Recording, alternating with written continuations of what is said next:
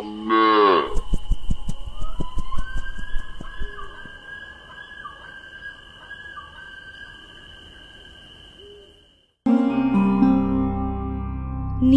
নতুন নতুন গল্প শুনতে অবশ্যই ট্যাঁস গরুকে সাবস্ক্রাইব করুন। আর নতুন গল্পের আপডেট পেতে নোটিফিকেশন বেল অন করতে ভুলবেন না যেন। আমাদের আজকের গল্পটি প্রাপ্তবয়স্কদের জন্য। আজকের গল্পে তন্ত্রবিদ্যার উল্লেখ আছে। ট্যাঁস গরু এ ব্যাপারে একেবারেই বিশ্বাসী নয়। এই গল্পের ঘটনাবলী লেখকের মস্তিষ্ক প্রসূত। বাস্তবের সঙ্গে কোনো মিল থেকে থাকলে তা অনিচ্ছাকৃত। নমস্কার, ট্যাঁস গরুর আজকের গল্প পরিবেশনায় আপনাদের সকলকে স্বাগত। আজ আপনারা শুনবেন মনীশ মুখোপাধ্যায়ের লেখা গল্প অন্ধ মন্দির। গল্পটি বই আকারে প্রকাশিত হয়েছে অরণ্যমন প্রকাশনী থেকে। আজকের গল্পের প্রধান চরিত্রে রয়েছে সুপ্রিয়দা, সুদর্শন, সুজিত, নায়া এবং ক্লাবের সদস্যরা। শুরু হতে চলেছে মনীশ মুখোপাধ্যায়ের লেখা গল্প অন্ধ মন্দির।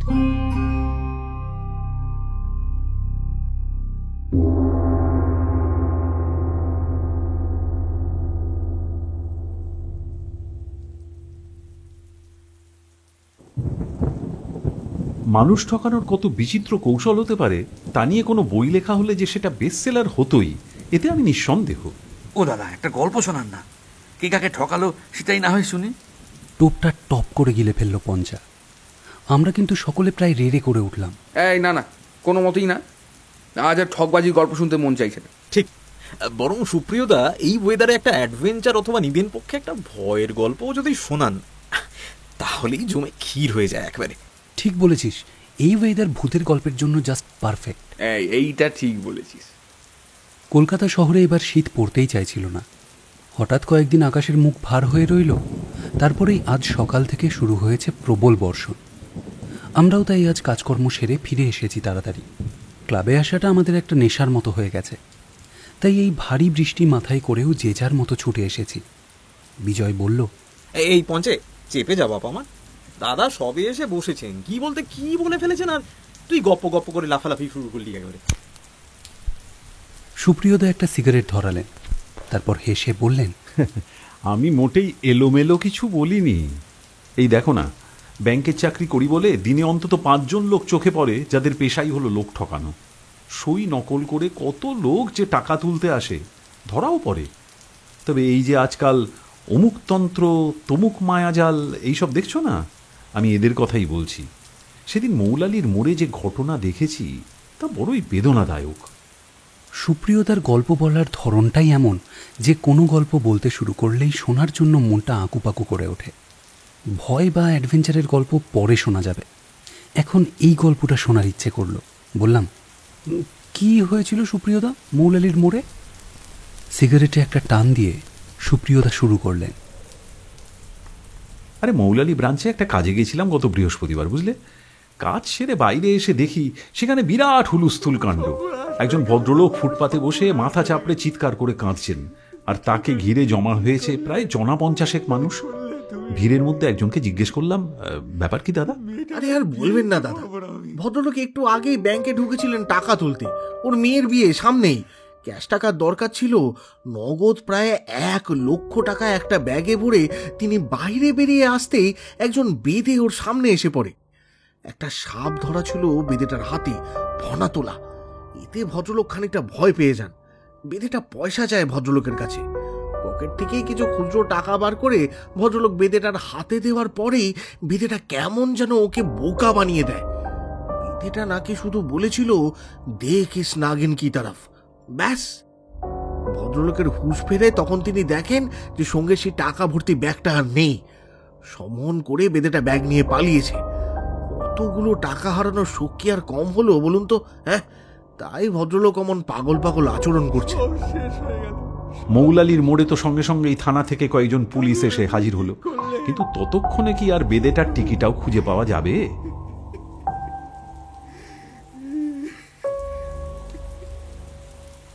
আচ্ছা দাদা, সম্মোহন বলে কি সত্যি কিছু হয়? মানে আমার তো সব বেকার মনে হয় সব কিছু। যদি নাই হতো তাহলে দিনে দুপুরে একজন শিক্ষিত মানুষের কাছ থেকে একটা বেদে বা সাপুড়ে গোছের লোক এসে কখনো সাপের ভয় দেখিয়ে সব লুট করে নিয়ে পালাতে পারতো? আমি যতদূর শুনেছি সম্মোহন ব্যাপারটা সাইকোলজির সঙ্গে কানেক্টেড। অনেক সাইকোলজিস্ট সম্মোহন করে রুগীর মনের তল খুঁজে পাওয়ার চেষ্টা করেন, কিন্তু এই অশিক্ষিত লোকগুলো এইসব ব্যাপারে এত পটু হলো কি করে কে জানে। দেখো, ওদের হয়তো প্রথাগত বা স্কুল কলেজের শিক্ষা নেই, তবে হাজার হাজার বছর ধরে গুরুর কাছে ওই অশিক্ষিত মানুষগুলো এই বিদ্যে শিখে এসেছে। সম্মোহন দিয়ে কেবল মানুষই নয়, অনেক পশু পাখিদেরও বশ মানানো যায়। তন্ত্রের যে 6খানা ক্রিয়া আছে তার মধ্যে সম্মোহন অন্যতম। যেমন যেমন ততক্ষণে প্রথম রাউন্ডের চা চলে এসেছে। চায়ের ভাঁড়ে হালকা চুমুক দিয়ে সুপ্রিয়তা বললেন, বলি তবে শোনো, আমার বয়স তখন এই ধরো 40 হবে। কলকাতার হেড অফিসে বদলি হয়েছিলাম 3 বছরের জন্য। কাজের চাপও ছিল মাথা ভাঙা, ক্যাশ সামলাতাম।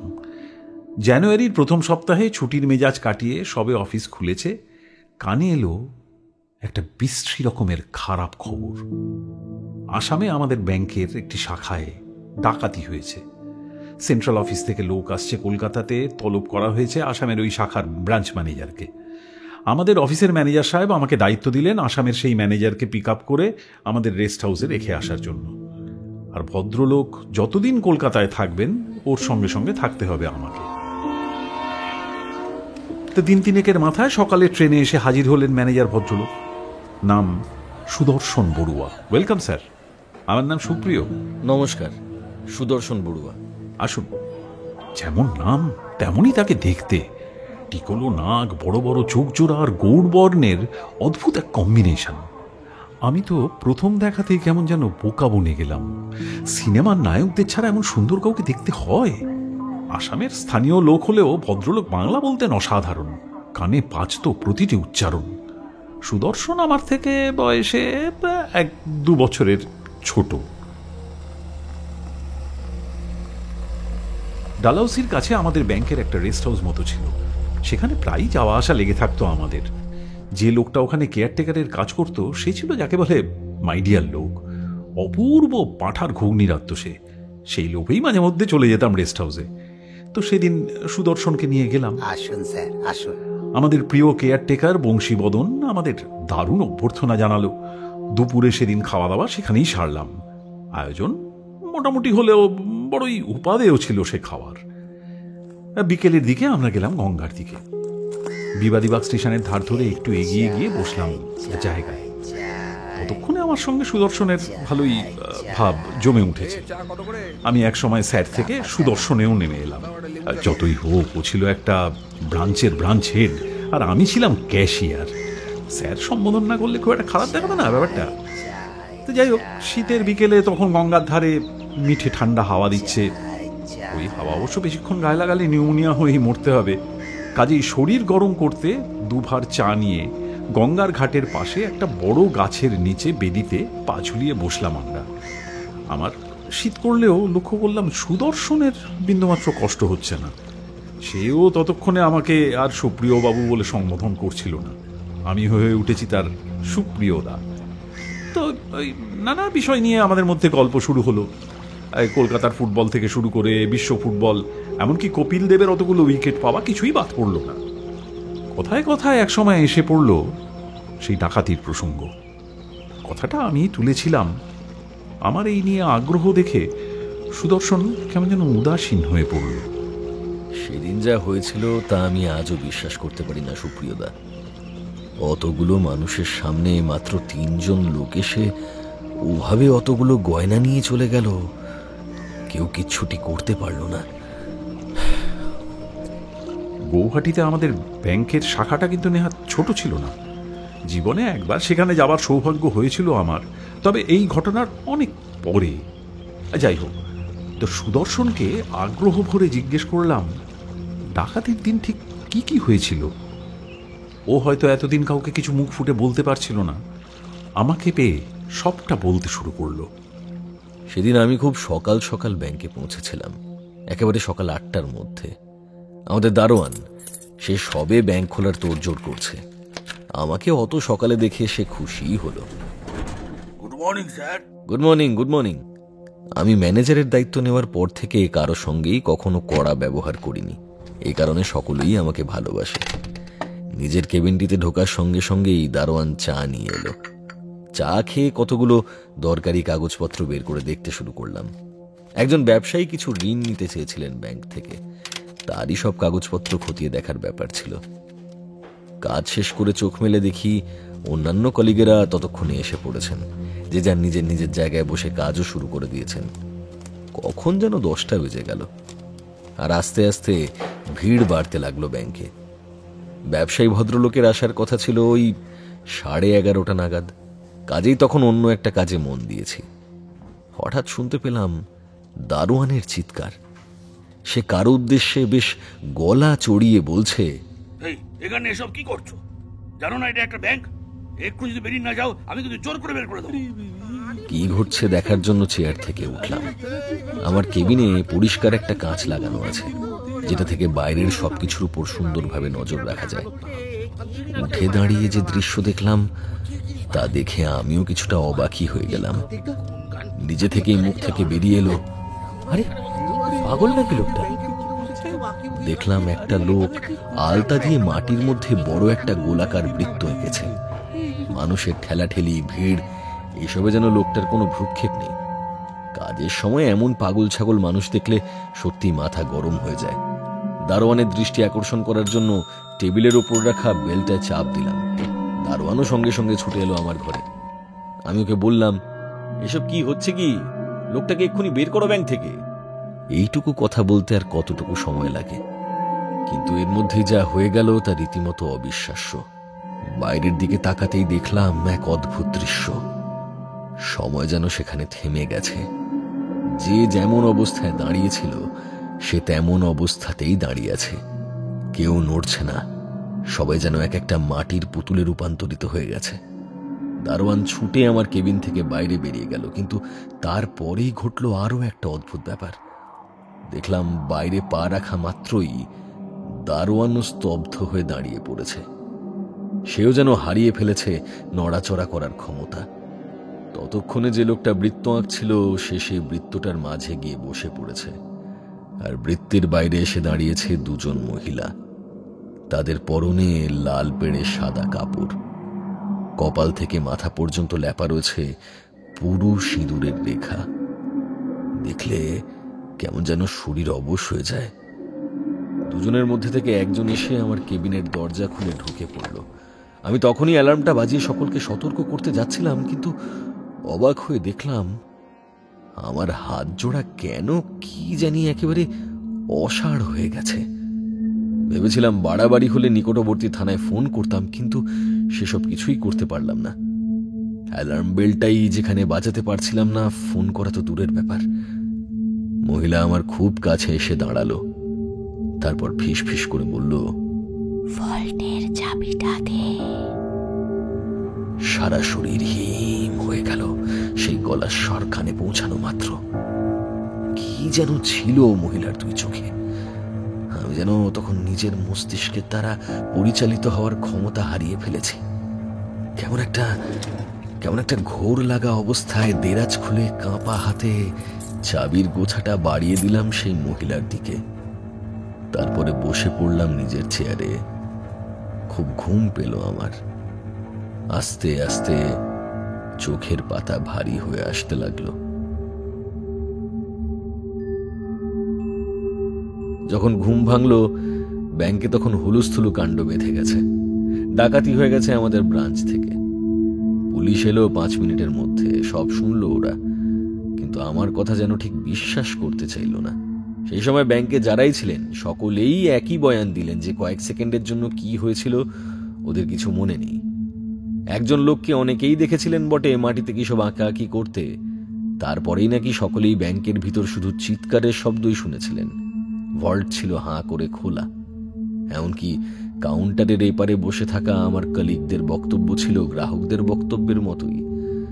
একমাত্র আমার আর দারোয়ানের বক্তব্য ছিল কিছুটা ভিন্ন। আমরা দুজন মহিলাকেও দেখেছিলাম, তবে একজন মহিলা আমার কেবিনে ঢুকেছিলেন সেটা দারোয়ান দেখেনি। পুলিশ একটু যেন সন্দেহের চোখেই দেখছে আমাকে। ওরা ওদের রিপোর্ট ব্যাংকের হেড অফিসে পাঠিয়ে দিয়েছে। এই কারণেই আমাকে ডেকে আনা হয়েছে এখানে। এই অবধি বলে থেমে গেল সুদর্শন। আমি ওকে জিজ্ঞাসা করলাম, গ্রাহকরা যত গয়না লকার বা ভল্টে জমা রাখত তার সবটাই কি ডাকাতরা নিয়ে গেছে? সুদর্শন পকেট থেকে পানের বাটা বের করে একটা পান মুখে দিয়ে উত্তর দিল, না, কেবল কমলা সুন্দরীর মন্দিরের যে গয়না আমাদের ব্যাংকে মন্দিরের ট্রাস্টি বোর্ড জমা রেখেছিল, ডাকাতেরা সেই গয়নায় নিয়ে গেছে। কমলা সুন্দরী? হ্যাঁ, আপনি জানেন কিনা জানি না, কামাখ্যা দেবীর মন্দিরের পাশাপাশি এবং ওপর নিচে প্রচুর দেবদেবীর মন্দির আছে। তার মধ্যেই একটি হলো এই কমলা সুন্দরীর মন্দির। দেবী লক্ষ্মীর একটি রূপেই কমলা সুন্দরী। অলঙ্কার দেবীর বড় প্রিয়, তাই নানা তিথিতে দেবীকে সাজিয়ে তোলা হয় এই অলঙ্কারে। আর দেবীর সেই অলঙ্কার বা গয়নাই থাকতো আমাদের ব্যাংকের ভল্টে। দাম নেহাত কম নয়, এ বাজারে 6-7 লাখ টাকা তো হবেই। তবে আমার একটা ব্যাপারেই খটকা লাগছে, ডাকাতেরা যখন ভল্ট ভেঙে ঢুকলোই, তাহলে শুধু দেবীর গয়না বাদ দিয়ে অন্য কোনো লকারে হাত দিল না কেন? আপনার কি মনে হয় সুপ্রিয়দা? আমার দিকে তাকিয়ে জিজ্ঞেস করলো সুদর্শন। আমিও এই নিয়ে যেন কিছুটা ধন্ধে পড়ে গেলাম। বললাম, সেটা তো আমারও মনে হচ্ছে, তবে সুদর্শন, যা শুনেছি তোমার মুখেই শুনেছি। ঘটনাস্থলে যেহেতু আমি ছিলাম না, কাজেই আমার পক্ষে কিছু বলা ঠিক হবে না। আমার উত্তর শুনে সুদর্শনের চোখে মুখে আবার সেই ঔদাসীন্য ফিরে এলো। পরের দিন সকালেই হেড অফিসের লোকেরা আমাদের ব্রাঞ্চে এলেন। বড় সাহেবের ঘর থেকে ডেকে পাঠানো হলো সুদর্শনকে। আমি কাউন্টারে বসে কাজের চাপে আর সেদিকে খেয়াল করতে পারলাম না।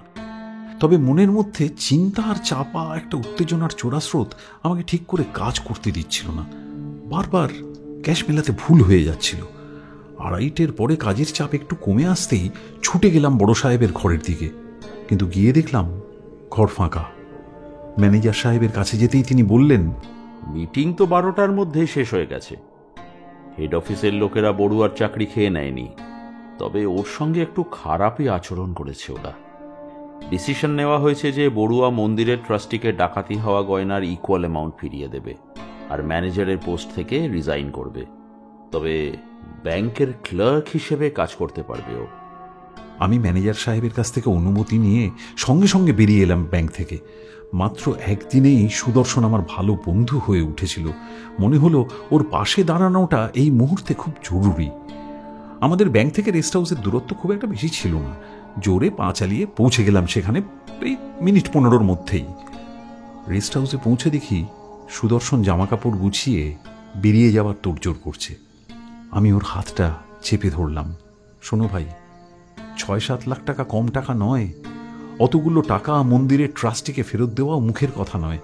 বড় বাজে সিদ্ধান্ত নিল তোমার বিরুদ্ধে। যদি কোনো সাহায্য লাগে আমি আছি, কিন্তু আমার তো সেই অর্থে ঘর পরিবার কিছু নেই। যদি এতে তোমার কিছুটা সুরাহা হয় তাহলে আমার ভালো লাগবে। কথাটা শুনে আমার কাঁধে হাত রাখলো সুদর্শন।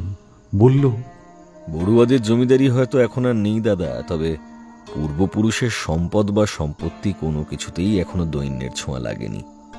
ও টাকা আমি সহজেই দিয়ে দেব। তবে আমার প্রতি যে অপমানজনক ব্যবহার ওরা করলো তার উত্তর আমি একদিন দেবই। আমি খুঁজে বার করবই কারা সেই ডাকাতির সঙ্গে যুক্ত ছিল, আর কেনই বা তারা শুধু কমলাত্মিকা বা কমলা সুন্দরীর গয়নায় ডাকাতি করল। যতদূর জানি কমলাত্মিকা হলেন দেবী লক্ষ্মীর তান্ত্রিক রূপ। আমার মন বলছে জানেন তো, এই ডাকাতির সঙ্গে কোনো তান্ত্রিক কাজকর্মের যোগ রয়েছে। আমার মনের মধ্যে চলতে থাকা সব প্রশ্নের উত্তর কোথায় পাবো তাও আমি জানি।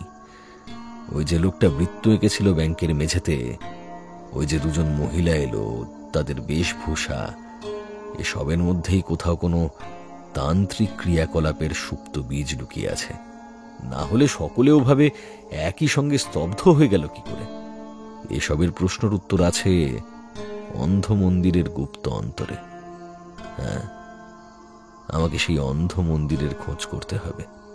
আমি 7 দিন ছুটির আর্জি জানিয়েছি ক্লার্ক হিসেবে জয়েন করার আগে।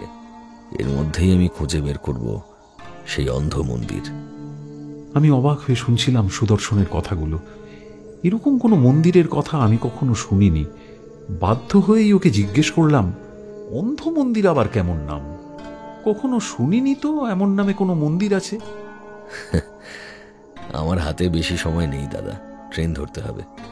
তবে এটুকু বলে যাই, এই মন্দির বহু বহু প্রাচীন। গুপ্ততন্ত্রের সিদ্ধপীঠ বলা যায় এই মন্দিরটিকে। আনুমানিক 1100 সাল নাগাদ এই মন্দিরে একটি দুর্ঘটনা ঘটে। সেখানে এক উপাসক কোনো গুহ্যবিদ্যার সাধনা করছিলেন। সেই সাধনায় কোনো ভুল ত্রুটি হয় আর সঙ্গে সঙ্গেই অন্ধ হয়ে যান সেই সাধক।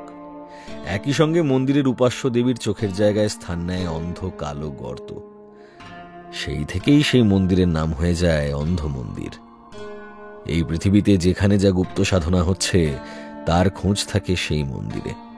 মারণ, বিদ্বেষণ, উচ্চাটন, স্তম্ভন, বশীকরণের নামে যেখানে যা যা পাপাচার হচ্ছে তার বীজ লুকিয়ে রয়েছে এই মন্দিরের মধ্যেই। এই মন্দির যেমন পাপাচারের ভার বহন করে, একইভাবে পাপীর শাস্তির বিধানও নির্ধারণ করে। বাস এইটুকুই আমার জানা। আর চলি দাদা। আমি আর কিছু বলার আগেই রেস্ট হাউসের বাইরে বেরিয়ে গেল সুদর্শন। হাত তুলে একটা ট্যাক্সি থামিয়ে সেটায় উঠে বসল। ট্যাক্সিটাও দেখতে দেখতে মিলিয়ে গেল বড় রাস্তার দিকে।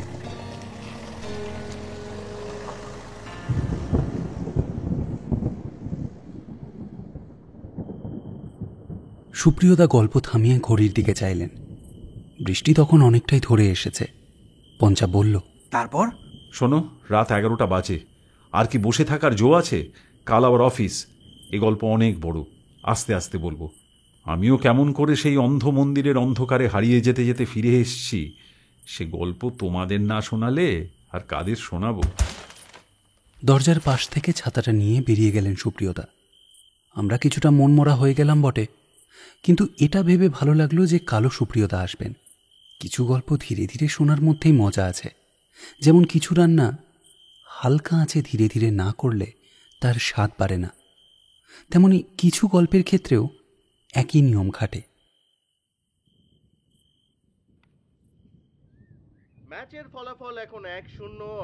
পরের দিন ছুটি। দুপুরে যে যার মতো ভালো মন্দ খেয়ে ক্লাবে এসে জমিয়ে বসলাম। কেউ তাস পেটাচ্ছিল তো কেউ আবার টিভির পর্দায় চোখ রাখতে রাখতে কখন যেন ভাত ঘুমের ঘোরে চলে গিয়েছিল। সেই মুহূর্তে ক্লাবে ঢুকলেন সুপ্রিয়দা। এই তো দাদা চলে এসেছে। ওকে দেখতে পেয়েই আমরা সকলে চার্জ হয়ে উঠলাম মুহূর্তের ভগ্নাংশের মধ্যে। পঞ্চা বলে উঠল, আগের দিন কিন্তু গল্প শেষ করেননি, মনে আছে তো? পঞ্চার কথা শুনে হাসলেন সুপ্রিয়দা। হাতলওয়ালা কাঠের চেয়ারটায় হেলান দিয়ে আয়েশ করে বসলেন তিনি। দুপুরে খেয়ে আসা গুরুপাক খাদ্যের আরামের ঢিঁকুর তুলে বললেন, দেখি আজ কতটুকু বলা যায়। আমাকে আবার 5টায় বেরিয়ে যেতে হবে। 6টার দিকে অফিস অ্যাসোসিয়েশনের একটা মিটিং আছে। আরে ইউনিয়ন ম্যানেজমেন্টের বিরুদ্ধে কিছু অ্যালিগেশন এনেছে, আমাদের ডাকা হয়েছে ব্যাপারটা মিটমাট করে নেওয়ার জন্য। ভীষণ জরুরি ব্যাপার না হলে যেতাম না। 5টা তো এখন অনেক দেরি। তাছাড়া 2-4 মিনিট এদিক ওদিক হলে পঞ্চা আপনাকে মোটরসাইকেলে চড়িয়ে ঠিক নামিয়ে দিয়ে আসবে। নিন, এবার শুরু করুন দেখি। হ্যাঁ, তা তোমাদের মনে আছে নিশ্চয়ই, শেষ বিকেলের মরা আলোর মাঝে একরাশ ধোঁয়া উড়িয়ে সুদর্শনের ট্যাক্সিটা চলে গেল। ও যাওয়ার পরেই আমাদের মাঝের সদ্য গড়ে ওঠা বন্ধুত্বের সম্পর্কটা আমার মধ্যে এক অদ্ভুত মন খারাপের জন্ম দিয়েছিল। মাঝে মাঝেই সুদর্শনের কথা মনে পড়ত। কমলাত্মিকা দেবীর মন্দিরের যে গয়না ডাকাতি হয়েছিল, ওপর মহলের অনেকেই মনে করেছিলেন এতে সুদর্শনের হাত থাকাটা অস্বাভাবিক কিছু নয়, আর ওর বয়ানে বিশ্বাস করার মতন জোরালো কোনো ভিত্তিও তো ছিল না। আমি ভাবতে শুরু করেছিলাম আর বোধহয় কখনোই সুদর্শনের দেখা পাবো না এই জীবনে। সে আমাকে কথা দিয়ে গেছে তার উপরে যে কলঙ্কের দাগ লেগেছে তা সে ধুয়ে ফেলবে। সে খুঁজতে বেরোবে অন্ধ মন্দির। সুপ্রিয়তার কথা শুনে ক্লাবের মধ্যেও কেমন যেন একটা নীরবতা নেমে এলো। সকলেরই মন যেন ভারাক্রান্ত। আমাদের দিকে তাকিয়ে সুপ্রিয়তা বললেন, এটুকুতেই সকলের মন খারাপ হয়ে গেল নাকি? আরে দাঁড়াও হে দাঁড়াও, মন খারাপ হয়ে যাবার অনেক অবসর পাবে। যাই হোক, সুদর্শন বলেছিল ক্লার্ক হিসেবে কাজে যোগ দেবার আগে ও দিন 7 ছুটি অ্যাপ্লাই করেছে। আমার কাছে ফোনটা এলো এই ধরো দিন 4 মাথায়। ম্যানেজার সাহেবের ঘর থেকে আমাদের অফিসের পিয়ন ছুটে এসে বলল, দাদা আপনার একটা কল আছে, দেখে নেবেন। আজকাল তো মোবাইলের যুগ। আমি যখনকার কথা বলছি তখন কল বুক করা হতো, আমরা বলতাম ট্রাঙ্ক কল। ম্যানেজার সাহেবের ঘরে ঢুকে দেখলাম উনি ফোনটা হাতে ধরেই বসে আছেন। আমাকে ফিসফিস করে বললেন, সুদর্শন। আমি ফোনের রিসিভারটা কানে চেপে হ্যালো বলতেই ওপাশ থেকে সুদর্শন দ্রুত বলে গেল, হ্যালো সুপ্রিয়দা, আমি সুদর্শন বলছি। দুদিনের ভেতরে আমি বেরিয়ে পড়বো সেই মন্দিরের উদ্দেশ্যে। সেই মন্দিরের খোঁজ আমি পেয়েছি, তবে একা সেখানে যাওয়ার সাহস বা ভরসা কোনোটাই পাচ্ছি না। তুমি যদি আমার সফর সঙ্গী হতে চাও তাহলে খুব ভালো লাগবে। এটুকু বলতে পারি, গা ছমছমে একটা অভিযানের অভিজ্ঞতা তোমার স্মৃতিতে থেকে যাবে সারাটা জীবন। আমি তোমার জন্য অপেক্ষা করব। পরশু দুপুরের পরে আমি বেরোবো, আসতে হলে তার মধ্যেই এসো। ঠিকানাটা লিখে নাও। এরপরই ও ওর ঠিকানাটা বলল। আমি ম্যানেজার সাহেবের টেবিলের ওপর থেকে একটা ছোট কাগজের টুকরোতে সেই ঠিকানাটা লিখে নিলাম দ্রুত। ফোন রাখার সঙ্গে সঙ্গে ম্যানেজার সাহেবের দিকে তাকিয়ে দেখলাম তিনি মিটিমিটি করে হাসছেন। মনে হচ্ছে বন্ধু ডেকে পাঠিয়েছে। তোমার তো অনেকগুলো ছুটি পড়ে আছে, ইচ্ছে হলে ঘুরেই এসো একবার। আসলে সুদর্শন নিজেকে নির্দোষ প্রমাণ করার চেষ্টায় কিছুটা করতে চলেছে। কোথাও একটা যেতে চাইছে সে, আর সেখানেই যাওয়ার জন্য আমাকেও সফর সঙ্গী হতে বলছে। সত্যি বলতে আমারও মনে হয় ছেলেটা নির্দোষ। তাছাড়া একজন বন্ধুই তো বিপদে অন্য বন্ধুর পাশে দাঁড়ায়। চলেই যাও সুপ্রিয়, এখানটা আমি আর বড়ালবাবু ম্যানেজ করে নেব। আপনি গেলেন তারপরে? পঞ্চা মাঝ পথে গোল পাকিয়ে দিল। আরে আমরা সমস্বরে চিৎকার করে উঠলাম, গল্পের মাঝে কথা না বললে কি আজ দুপুরে চুনো মাছের ঝোল ভাত তোর হজম হবে না? না হ্যাঁ? এতে বেজায় রেগে গেল পঞ্চা। ও ক্লাবে এসেই ঢাক পিটিয়েছিল। আমি আজ খাসির ঝোল দিয়ে ভাত খেয়েছি, বুঝলি? ওহ, সে সকালে গিয়ে নিয়ে এসেছি কামারহাটি বাজার থেকে। এ ক্লাস জিনিস। ও খাসির স্বাদ তোদের ভাগ্যে জীবনে জুড়বে কিনা কে জানে। তখনকার জন্য আমরা অপমানটা গিলে নিয়েছিলাম। সামান্য জিনিসকে ফলাও করে বলাটা পঞ্চার স্বভাব। আমরা জানি ওর বাবা গণেশ কাকু হাড় কিপটে মানুষ। ওরা কখনোই খাসি নিজেদের পয়সায় কিনে খায় না। কাঁচকলার ঝোল দিয়ে ভাত খেলে বলে মুরগির কষা হয়েছিল আজ, আর চুনো মাছ খেলে বলে খাসি। বিজয় নিজের চোখে দেখেছে ব্যাপারটা। পঞ্চা একদিন নাচতে নাচতে ক্লাবে এসে বলেছিল, আজ আমাদের বাড়িতে খাসি রেজালা হবে, বুঝলি? তককে তককে ছিল বিজয়। সেও সেই দুপুরে হানা দেয় ওর বাড়ি। গিয়ে দেখে ওর মা বড়ি দিয়ে চুনো মাছের ঝোল রেঁধেছে। পঞ্চা অবশ্য আর কোনো কথা না বলে রাগটাকে গিলে নিয়ে চুপ করে বসে রইল। সুপ্রিয়তা বুঝতে পারলেন পরিবেশ গরম হয়ে উঠেছে। তিনিও তাই চটপট শুরু করে দিলেন গল্প। আমার ভাগ্য খারাপ ছিল না। সেই দিনের সন্ধেবেলায় একটা টিকিট পেয়ে গেলাম। উঠে বসলাম ট্রেনে। 21-22 ঘন্টার মামলা। ট্রেনে উঠেই একটা বইয়ে মন বসালাম, আর ভাবতে লাগলাম সুদর্শনের কথা। ভাবতে লাগলাম আদৌ কি সেই অন্ধ মন্দিরের কোনো অস্তিত্ব আছে, নাকি সেটা সুদর্শনের কল্পনা। এক এক করে পার হতে লাগলো ব্যান্ডেল, বর্ধমান, আরো কত স্টেশন। ভোরের দিকে গাড়ি অনেকটা ফাঁকা হয়ে গেল। যারা পাহাড়ে বেড়াতে যাবে তারা নেমে গেল জলপাইগুড়ি। 8টা সাড়ে 8টার দিকে ভারী একটা ব্রেকফাস্ট আর চা খেয়ে একটা ঘুম দিলাম।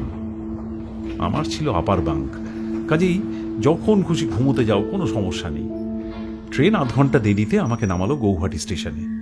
স্টেশন থেকে বেরিয়েই একটা রিক্সাওয়ালাকে পেয়ে গেলাম। তাকে সুদর্শনের ঠিকানাটা বলা মাত্রই সে চিনতে পারল বাড়িটা। সুদর্শনের বাড়ির সামনে রিক্সাটা গিয়ে দাঁড়াতেই বেশ অবাক হলাম আমি। সেটাকে বাড়ি বললে অবশ্য ভুল বলা হয়। বড় বড় রাজপ্রাসাদও যেন তার কাছে হার মানে। বাইরে দাঁড়িয়েছিল উর্দি পরা দারোয়ান। আমার খবর সে অনতিবিলম্বেই ভেতর বাড়িতে পৌঁছে দিয়ে আসতে গেল। আমি রিক্সা ভাড়া দিতে গেলাম বটে, কিন্তু রিক্সাওয়ালা সেটা নিতে চাইল না। না না বাবু, আমি নিতে পারবো না। বড়ুয়া রাজারা আমাদের জন্য অনেক কিছু করেছেন বাবু, আর আপনি হলেন গিয়ে তাদের চেনা। ও আমি নিতে পারবো না বাবু, বলল সে। মনে মনে ভেবে অবাক হলাম, কলকাতায় যে ছেলেটার সঙ্গে আমি দিন কত কাটালাম, আসলে সে একজন রাজবংশের ছেলে। রিক্সাওয়ালা ফিরে যাবার প্রায় সঙ্গে সঙ্গেই সুদর্শন ভেতর বাড়ি থেকে বেরিয়ে এলো, সঙ্গে বেশ কয়েকজন লোক। দেখলাম ওদের হাতে তামার তৈরি ছোট ঘট। সেই ঘটের জল দিয়ে আমার পা ধুইয়ে দেওয়া হলো। বড্ড অস্বস্তি হচ্ছিল, বুঝলে? এইসব অভ্যাস তো আমাদের নেই। লাল সুতোয় কাজ করা সাদা একখণ্ড কাপড় আমার গলায় জড়িয়ে আমাকে ভেতর বাড়িতে নিয়ে যাওয়া হলো। ট্রেন জার্নি করে শরীরটা ক্লান্ত ছিল। আলাদা একটা ঘরে আমার থাকার ব্যবস্থা করা হলো। সেই ঘর সংলগ্ন বাথরুমে গরম জল রেখে গেল একজন চাকর। আরাম করে স্নান করলাম অনেকক্ষণ ধরে। তারপরেই তো এলাহি খাওয়া দাওয়ার ব্যবস্থা। সাদা ধোয়া ওঠা ভাতের সঙ্গে ঢেকি শাক, মোচার ঘণ্ট, হাঁসের মাংসের জোহা কুমড়া, ব্রহ্মপুত্রের সুস্বাদু মাছের টক, মাছের টেঙ্গা, আর শেষ পাতে খুলসাপুরির পিঠা সঙ্গে গুড়ের পায়েস। ওহ, সে খাওয়া আমি জীবনে ভুলব না। অত বেলায় খেয়ে ঘুম এসে গেছিল আমার। পালঙ্কের ওপর শুতেই ঘুমিয়ে পড়লাম।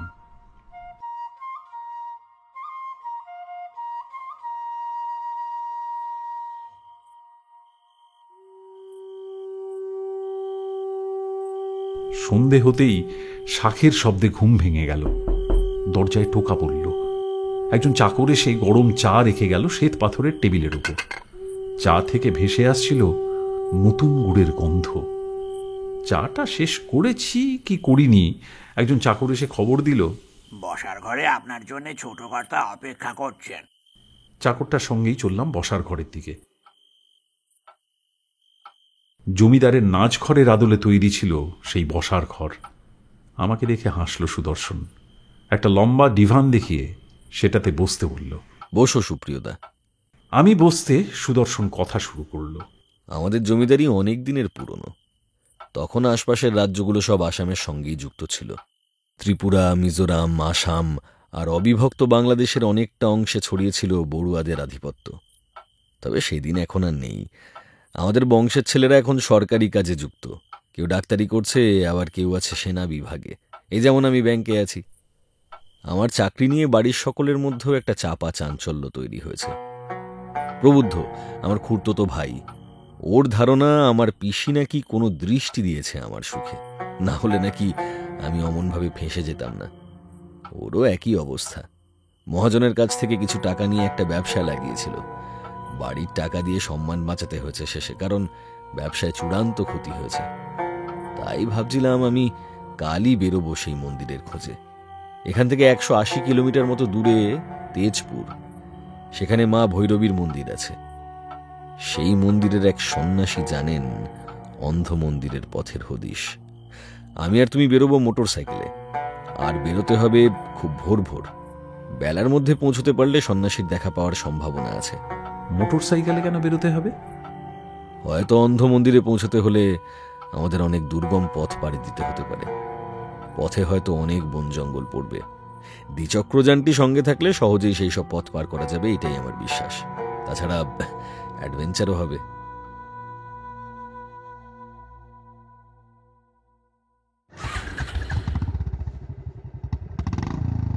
পরদিন খুব ভোরে শুরু হলো আমাদের অভিযান। সূর্যের আলো মাটি ছুঁতে না ছুঁতেই প্রকৃতি যেন এক অপরূপ সাজে সেজে উঠতে লাগলো। মাইলকে মাইল ঘাস জমির এক পাশ দিয়ে চলেছে রাস্তা, আর সেই রাস্তার উপর দিয়ে আমরা দুই বন্ধু এক প্রকার প্রায় ভেসে চলেছি। মোটরসাইকেল চালাচ্ছিল সুদর্শন। হিমেল হাওয়া যেন হাড় অব্দি ঢুকে কাঁপিয়ে দিয়ে যাচ্ছিল। পথের পাশে গ্রামের পর গ্রাম সরে যাচ্ছিল। সুপুরি গাছের মেলা লেগেছিল চারিদিকে। থেকে থেকে ডাকছিল শালিক আর ছাতারে। কখনো বা ভুল করে ডেকে চলেছিল এক দুটো বসন্ত বৌড়ি।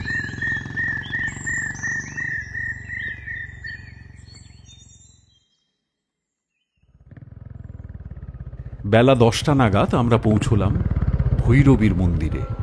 মন্দির প্রাঙ্গণে তখন বেশ কিছু ভক্তের ভিড়। পুজোর আয়োজন করছিলেন পুরোহিত মশাই। তাকে দেখে মনে হলো সুদর্শন তার পূর্ব পরিচিত। ওকে দেখে তিনি বললেন, বটেশ্বর নাইতে গেছেন, মায়ের পুজো শুরু হবে এখন। আপনারা পুজো দিয়ে কিছুকাল অপেক্ষা করুন। পুরোহিত মশাই আমাদের হাতে দুটো জবা ফুল তুলে দিয়ে ওর সঙ্গে সঙ্গে মন্ত্র পড়তে বললেন। আমরাও বিড়বিড় করে পাঠ করলাম ভৈরবী মায়ের পুষ্পাঞ্জলি মন্ত্র। দেবী ভৈরবীও সেই তান্ত্রিক দশবিদ্যার এক বিদ্যা। পুজো শেষ হলো ঘণ্টার ধ্বনি আর ভক্তদের জয় জয় মারাবে।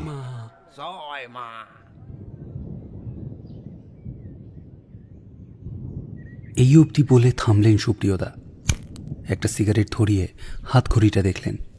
পঞ্চার দিকে তাকিয়ে বললেন, হ্যাঁ পঞ্চানন, আমাকে তুমি যদি অফিসে ছেড়ে দিয়ে আসতে পারো তাহলে আমি আরেকটু এগিয়ে নিয়ে যেতে পারি এই কাহিনী। আরে নো প্রবলেম দাদা, আমি আছি তো। তাছাড়া আজ তো ছুটির দিন, মনে হয় না রাস্তাঘাটে খুব একটা ভিড় থাকবে। পঞ্চা আশ্বস্ত করল সুপ্রিয়তাকে। হাত ঘড়িতে দেখলাম 4টে বাজে, তার মানে আমাদের হাতে আর আধ ঘন্টা মতো রয়েছে। সুপ্রিয়তা ছাইদানে সিগারেটের অবশিষ্ট অংশটুকু গুঁজে দিয়ে আবার শুরু করলেন। সে রাতটা আমি আর সুদর্শন কাটিয়ে দিলাম জটেশ্বর মহারাজের মাটির ঘরে। জটেশ্বর মহারাজ আমাদের শোনালেন অন্ধ মন্দিরের আদি কথা। এই আসাম রাজ্যটি যুগ যুগ ধরে রহস্যের মোড়কে আবৃত হয়ে আছে। আজও মানুষ জানে না এর গর্ভে কত অজানা সত্য লুকিয়ে রয়েছে। সেই মহাভারতের সময়ে নরকাসুর তৈরি করেছিল চির রহস্যময় আর মায়াবী প্রাগজ্যোতিষপুর। এরপরে সময়ে সময়ে চলেছে ভূখণ্ড দখলের লড়াই। ভাস্কর বর্মার সময়কালে তিনি বঙ্গদেশের অনেকটা জয় করে প্রাগজ্যোতিষপুরের অন্তর্গত করেন। অনেকে মনে করেন ভাস্কর বর্মার সময়কালেই তৈরি হয়েছিল সেই রহস্যময় অন্ধ মন্দির। আবার অনেক তান্ত্রিক সন্ন্যাসীর মতে সেই মন্দির নির্মাণ করেছিলেন স্বয়ং নরকরাজ। মন্দিরের একটি কক্ষ থেকে নাকি পৌঁছে যাওয়া যেত নরকে। গত শতকের 5-এর দশকে অরুণাচল আসাম সংলগ্ন এলাকায় ব্যাপক ভূমিকম্প হয়। এই ভূমিকম্পের প্রভাবে অন্ধ মন্দিরের অনেকটা অংশ চলে গেছিল ভূগর্ভের নিচে। তিনি আমাদের তেজপুরের পৌরাণিক কাহিনীও শুনিয়েছিলেন। তেজ কথার অর্থ কিন্তু এখানে শৌর্য নয়, বরং তেজ বলতে বোঝানো হয় রক্তকে। বানরাজের একমাত্র মেয়ে উষা শ্রীকৃষ্ণের নাতি অনিরুদ্ধের প্রেমে পড়েছিল। সেই সময় মেয়েকে এই পরিণয় থেকে সরিয়ে আনতে বান রাজা একটা গড় বা দুর্গ নির্মাণ করেন, যে দুর্গ আগুন দিয়ে তৈরি হয়েছিল। অভেদ্য এই দুর্গে প্রবেশ করা অসাধ্য ছিল সকলের পক্ষে। বাধ্য হয়ে কৃষ্ণ বান রাজার বিরুদ্ধে যুদ্ধ ঘোষণা করেন। বানরাজ কৃষ্ণ সেনার হাত থেকে রাজ্যকে রক্ষা করতে শিবের শরণ নেন, কারণ তিনি ছিলেন শৈব। শিব নিজের সেনা তাকে দান করেন। শিব সেনা এবং কৃষ্ণ সেনার মধ্যে ব্যাপক যুদ্ধ হয়ে রক্তে ভেসে যায় সমগ্র রাজ্য। সেই থেকেই সেই অঞ্চলের নাম হয় তেজপুর। রাতে ভৈরবীর মন্দিরের প্রসাদ খেয়ে পেট ভরাতে হলো। কথায় আছে, ভোজনং যত্র তত্র শয়নং হট্ট মন্দিরে। ঘর ছেড়ে বেরিয়ে পড়লে আমাদের হয়তো সেই নিয়মেই চলতে হয়। পথের নির্দেশ অবশ্য আমাদের দিয়েছিলেন জটেশ্বর মহারাজ। সেই পথ আসামের উত্তর দিকে।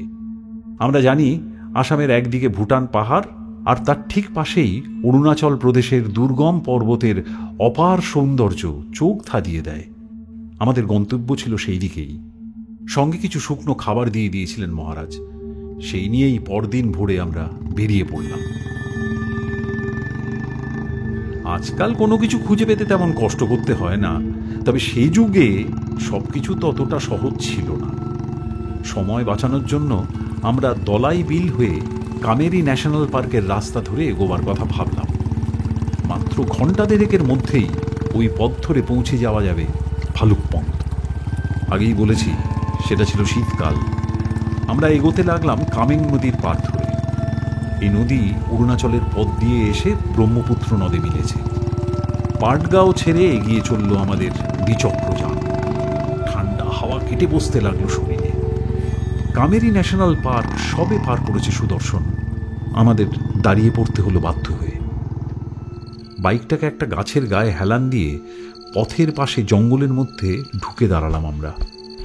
ওই সকালের সোনা রোদ মেখে তখন রাস্তা পার হচ্ছিল একটা বড় হাতির পাল। ওদের সর্দারের দিকে চাইতেই প্রাণ জল হয়ে যেতে চায়। যেমন তার চেহারা তেমনই বিশাল দাঁত। পালটার সামনে পড়ে গেলে আমাদের যে ওরা আসতো আর রাখতো না, সেই বিষয়ে আমি নিশ্চিত ছিলাম। দলটাতে খানদশেক হাতি ছিল। 3টে পুরুষ হাতি আর 2টো বাচ্চা বাদে সবকটাই ছিল মাদি। দুলকি চালে রাস্তা ধরে যেতে যেতে ওদের অনেকটা সময় লেগে গেল। অপেক্ষা করা ছাড়া আমাদের আর কোনো গতি ছিল না।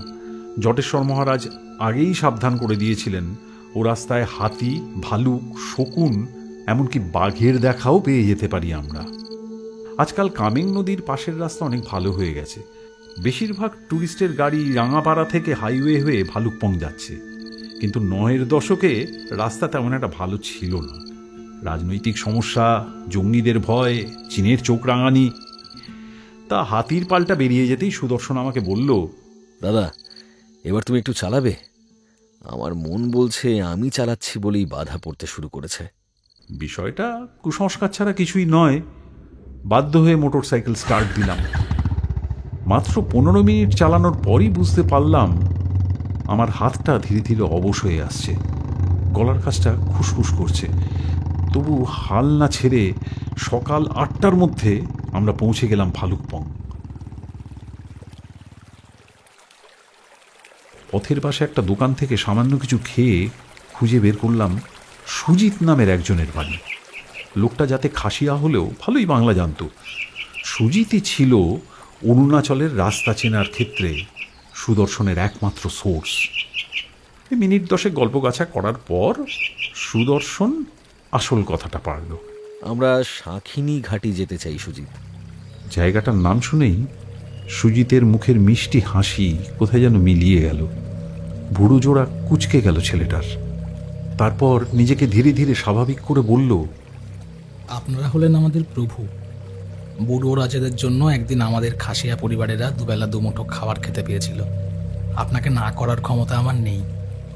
তাও বলবো, ভালুকপং এসেছেন যখন ঘুরে দেখুন। বোমডিলা যান, তাওয়াং যান। মিলিটারির ঝামেলা হলে আমি সামলে নেব। যতদিন আপনি এখানে মেহমান হয়ে থাকবেন একটা টাকাও কেউ আপনার কাছ থেকে নেবে না। তবে শাঁখিনী ঘাটে যাবেন না, এটা আমার অনুরোধ। কেউ ফিরে আসে না ও রাস্তায় গেলে। সুদর্শন সুজিতের হাতটা চেপে ধরল, কিছুটা যেন বিমর্ষ দেখালো ওকে। বেশ অনুনয়ের সুরেও বলল, আমার উপায় নেই সুজিত। আমি তেজপুরের এক সিদ্ধ সাধকের কাছ থেকে সেই শাঁখিনী ঘাটির খবর পেয়েই তোমার কাছে এসেছি। আমি জানি তুমি এই অরুণাচলকে নিজের হাতের তালুর চেয়েও বেশি চেনো। শাঁখিনী ঘাটি পৌঁছতে না পারলে আমার মুক্তি নেই। যে কলঙ্কের দাগ আমার জীবনে লেগেছে সেই দাগ আমাকে ধুয়ে ফেলতেই হবে। আমার মুক্তির একমাত্র উপায় আছে ওই শাঁখিনী ঘাটির অন্ধ মন্দিরে। অন্ধ মন্দিরের নাম শুনে আবার স্তব্ধ হয়ে গেল সুজিত। তারপরেই প্রায় চেঁচিয়ে উঠল, কেন মৃত্যুর দিকে দৌড়তে চাইছেন? ও মন্দিরে গেলে কেউ কি ফেরে কখনো? আপনিও জানেন, আমিও জানি ও মন্দিরে কি হয়। মন্দিরের অন্ধদেবীর চোখের দিকে তাকালেই মানুষ সারা জীবনের মতো তার দৃষ্টিশক্তি হারিয়ে ফেলে। কেন এমন হয় তার রহস্য আজও কারোর কাছে পরিষ্কার হয়নি। আমি আপনাকে মৃত্যুর দিকে ঠেলে দিতে পারবো না। আমার পূর্বপুরুষেরা আমাকে ক্ষমা করবেন না তেমনটা করলে। সুজিত খাসিয়ার কথা কিছুটা দমিয়ে দিল সুদর্শনকে। ও সুজিতকে সম্পূর্ণ ঘটনাটা খুলে বলল। সেই ডাকাতির ঘটনা, কমলাত্মিকা দেবীর গয়না চুরির দায়ে কোথাও না কোথাও ওপরের মহল ওর ওপরেই চাপাতে চাইছে সেই কথাও বলল।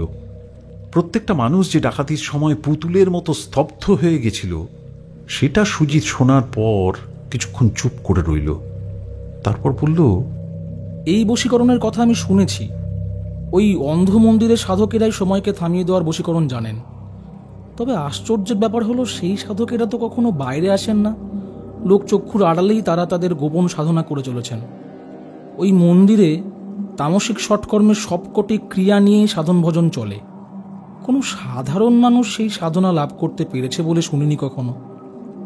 আমার মনে হয় যে লোকটি ওই বৃত্তটা এঁকে তার উপর বসেছিল সে এই গোপন সাধনা ওই মন্দির থেকে কোনোভাবে শিখেছে। আর ওই মহিলারা হলেন ওর ভৈরবী বা সাধন সঙ্গিনী। জানি অনেক বিপদ আসতে চলেছে, কিন্তু ওই মন্দিরে যাওয়া ছাড়া আর কোনো পথ তো খোলা দেখছি না।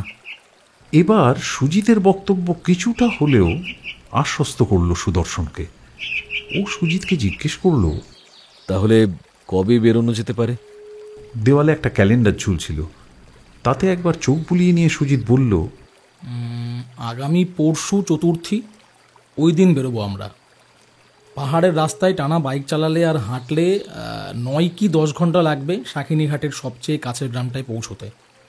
সেই গ্রামে এক রাত কাটিয়ে পঞ্চমী তিথিতে আমরা ঢুকবো অন্ধ মন্দিরে। মনে রাখবেন, দেবী মূর্তির দিকে দূর থেকে দেখলেও মূর্তির চোখের দিকে ভুল করেও তাকাবেন না।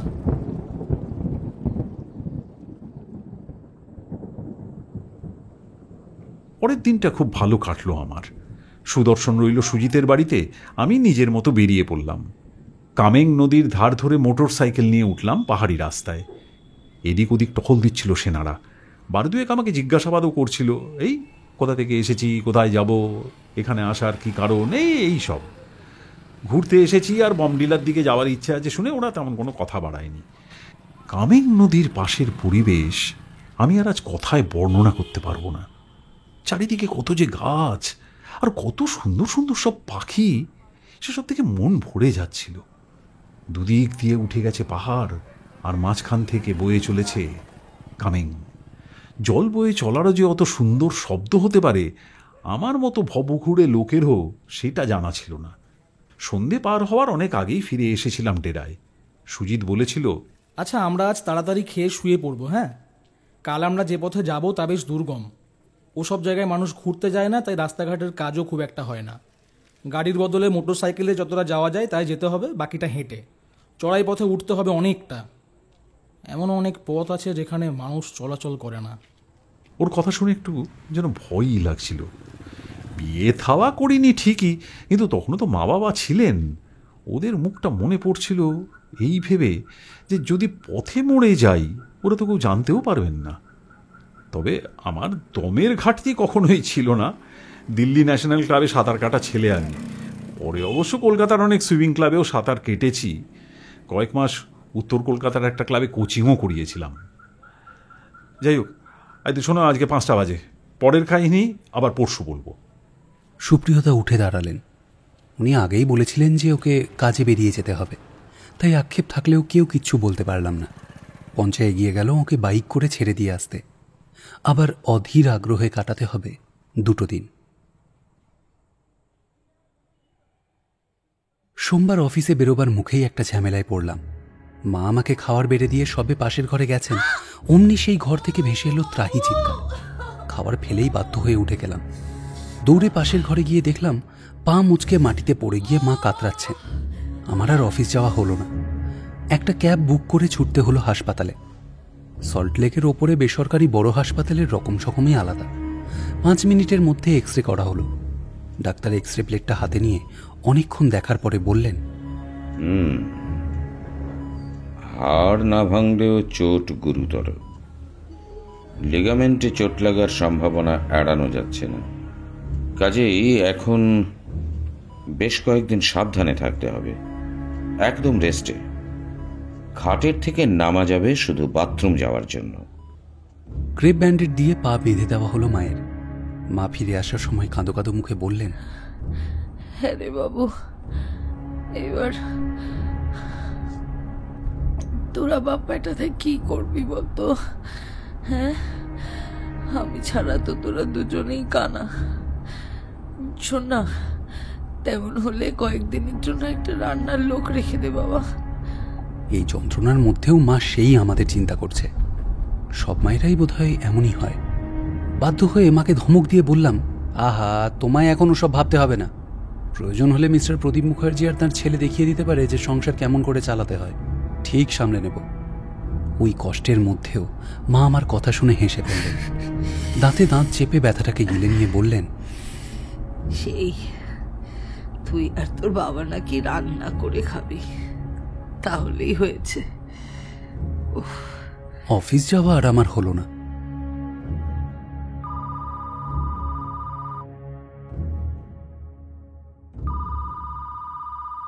দুপুরের দিকে তরুণের ফোন পেলাম। বল। আর বলিস না রে ভাই, আজ খুব বাঁচা বেঁচে গেছি। কেন? বাড়িতে আরেকটু হলেই বড় একটা অগ্নিকাণ্ড হয়ে যাচ্ছিল। সে কি করে? আরে কাকিমা ভুল করে ওভেনের নব খোলা রেখেই রান্নাঘর থেকে চলে গিয়েছিলেন। সেই ফাঁকে দাদার ছেলে বিট্টু রান্নাঘরে ঢোকে। বাচ্চাদের যেমন স্বভাব, বিট্টু একটা দেশলাই নিয়ে খেলতে খেলতে একটা কাঠি ঠুকে জ্বালাতেই সঙ্গে সঙ্গে আগুন লেগে যায়। ভাগ্যিস বিট্টু ভয় পেয়ে ছুটে বাইরে বেরিয়ে এসেছিল, না হলে ওর গায়ে হয়তো। বৌদি পোড়া গন্ধ পেয়ে রান্নাঘরে গিয়ে দেখে আস্তে আস্তে সবকিছুতে আগুন ধরতে শুরু করেছে। সিলিন্ডার অব্দি এগিয়ে যাচ্ছিল আগুনের শিখা। তখনই বৌদি একটা বস্তা ভিজিয়ে ছুঁড়ে মারে সেদিকে, কোনো মতে আগুন নিভে যায়। বাপরে বাপ! কিন্তু একটা ব্যাপার বুঝলি, সিলিন্ডারটা অব্দি আগুন পৌঁছতে অতটা সময় কেমন করে লাগলো, এটা এখনো আমাদের কাছে বিস্ময়।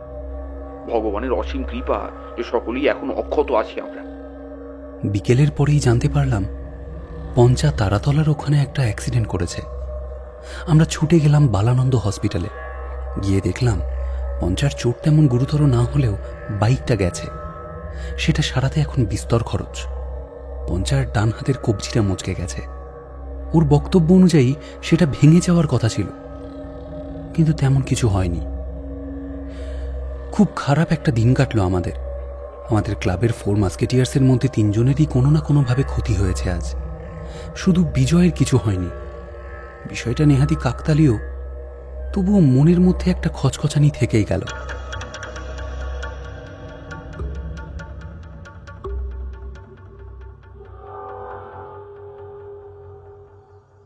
হাতে আবার কি হলো? সুপ্রিয়দা ক্লাবে ঢুকেই পঞ্চার ক্রেপ জড়ানো কবজিটার দিকে চেয়ে বললেন। পঞ্চা আগের দিন তারাতলায় ওর সঙ্গে ঘটে যাওয়া ঘটনাটা বলল। আরে তারাতলায় ব্রিজে ওঠার আগেই যে কোথা থেকে একটা ভ্যান এসে পড়লো আমার বাইকের সামনে। ব্রেক চাপার সঙ্গে সঙ্গেই চাকার নিয়ন্ত্রণ হারালো আর ফুটপাতে গিয়ে ধাক্কা মারলো আমার বাইকটা। সঙ্গে সঙ্গে ভাইজারটা চুরমার, আর সামনে দুটো সকারও ভেঙে গেছে। কিছু লোক সঙ্গে সঙ্গে দৌড়ে এসে আমায় টেনে তুললো। আমি তখন হাতের যন্ত্রণায় চোখে সর্ষে ফুল দেখছি। পরে অবশ্য হাসপাতালে নিয়ে যাওয়ার পরে জানলাম হাতটা ভাঙেনি, শুধু কবজিটা মুছে গেছে। আচ্ছা, অন্য কারোর সঙ্গে এমন খারাপ কোনো ঘটনা ঘটেছে নাকি? নিজের সঙ্গে বা বাড়ির অন্য কারোর সঙ্গে খারাপ কিছু হয়েছে? আমার কিন্তু দৃঢ় বিশ্বাস এমন কিছু ঘটেছে। হঠাৎই আমাদের দিকে তাকিয়ে পড়লেন সুপ্রিয়দা। এই কথা শুনে আমরা বেশ কিছুক্ষণ অবাক হয়ে চেয়ে রইলাম তার দিকে, কারণ সত্যি আমাদের সঙ্গে কাল খুব বাজে ঘটনা ঘটে গেছে, আর এটা যে ঘটবেই তা নিয়ে সুপ্রিয়দার দৃঢ় বিশ্বাস আছে। কেন এমন বললেন উনি? আমি আর তরুণ আমাদের সঙ্গে ঘটে যাওয়া ঘটনাগুলো বললাম সুপ্রিয়দাকে। সবটা শুনে উনি মাথা নাড়াতে নাড়াতে বললেন, না, যে কাহিনীটা তোমাদের শোনাচ্ছিলাম সেটা না শোনাই ভালো। এই কাহিনীর সঙ্গে যেন একটা ঋণাত্মক বা নেতিবাচক শক্তির অদ্ভুত যোগাযোগ রয়েছে।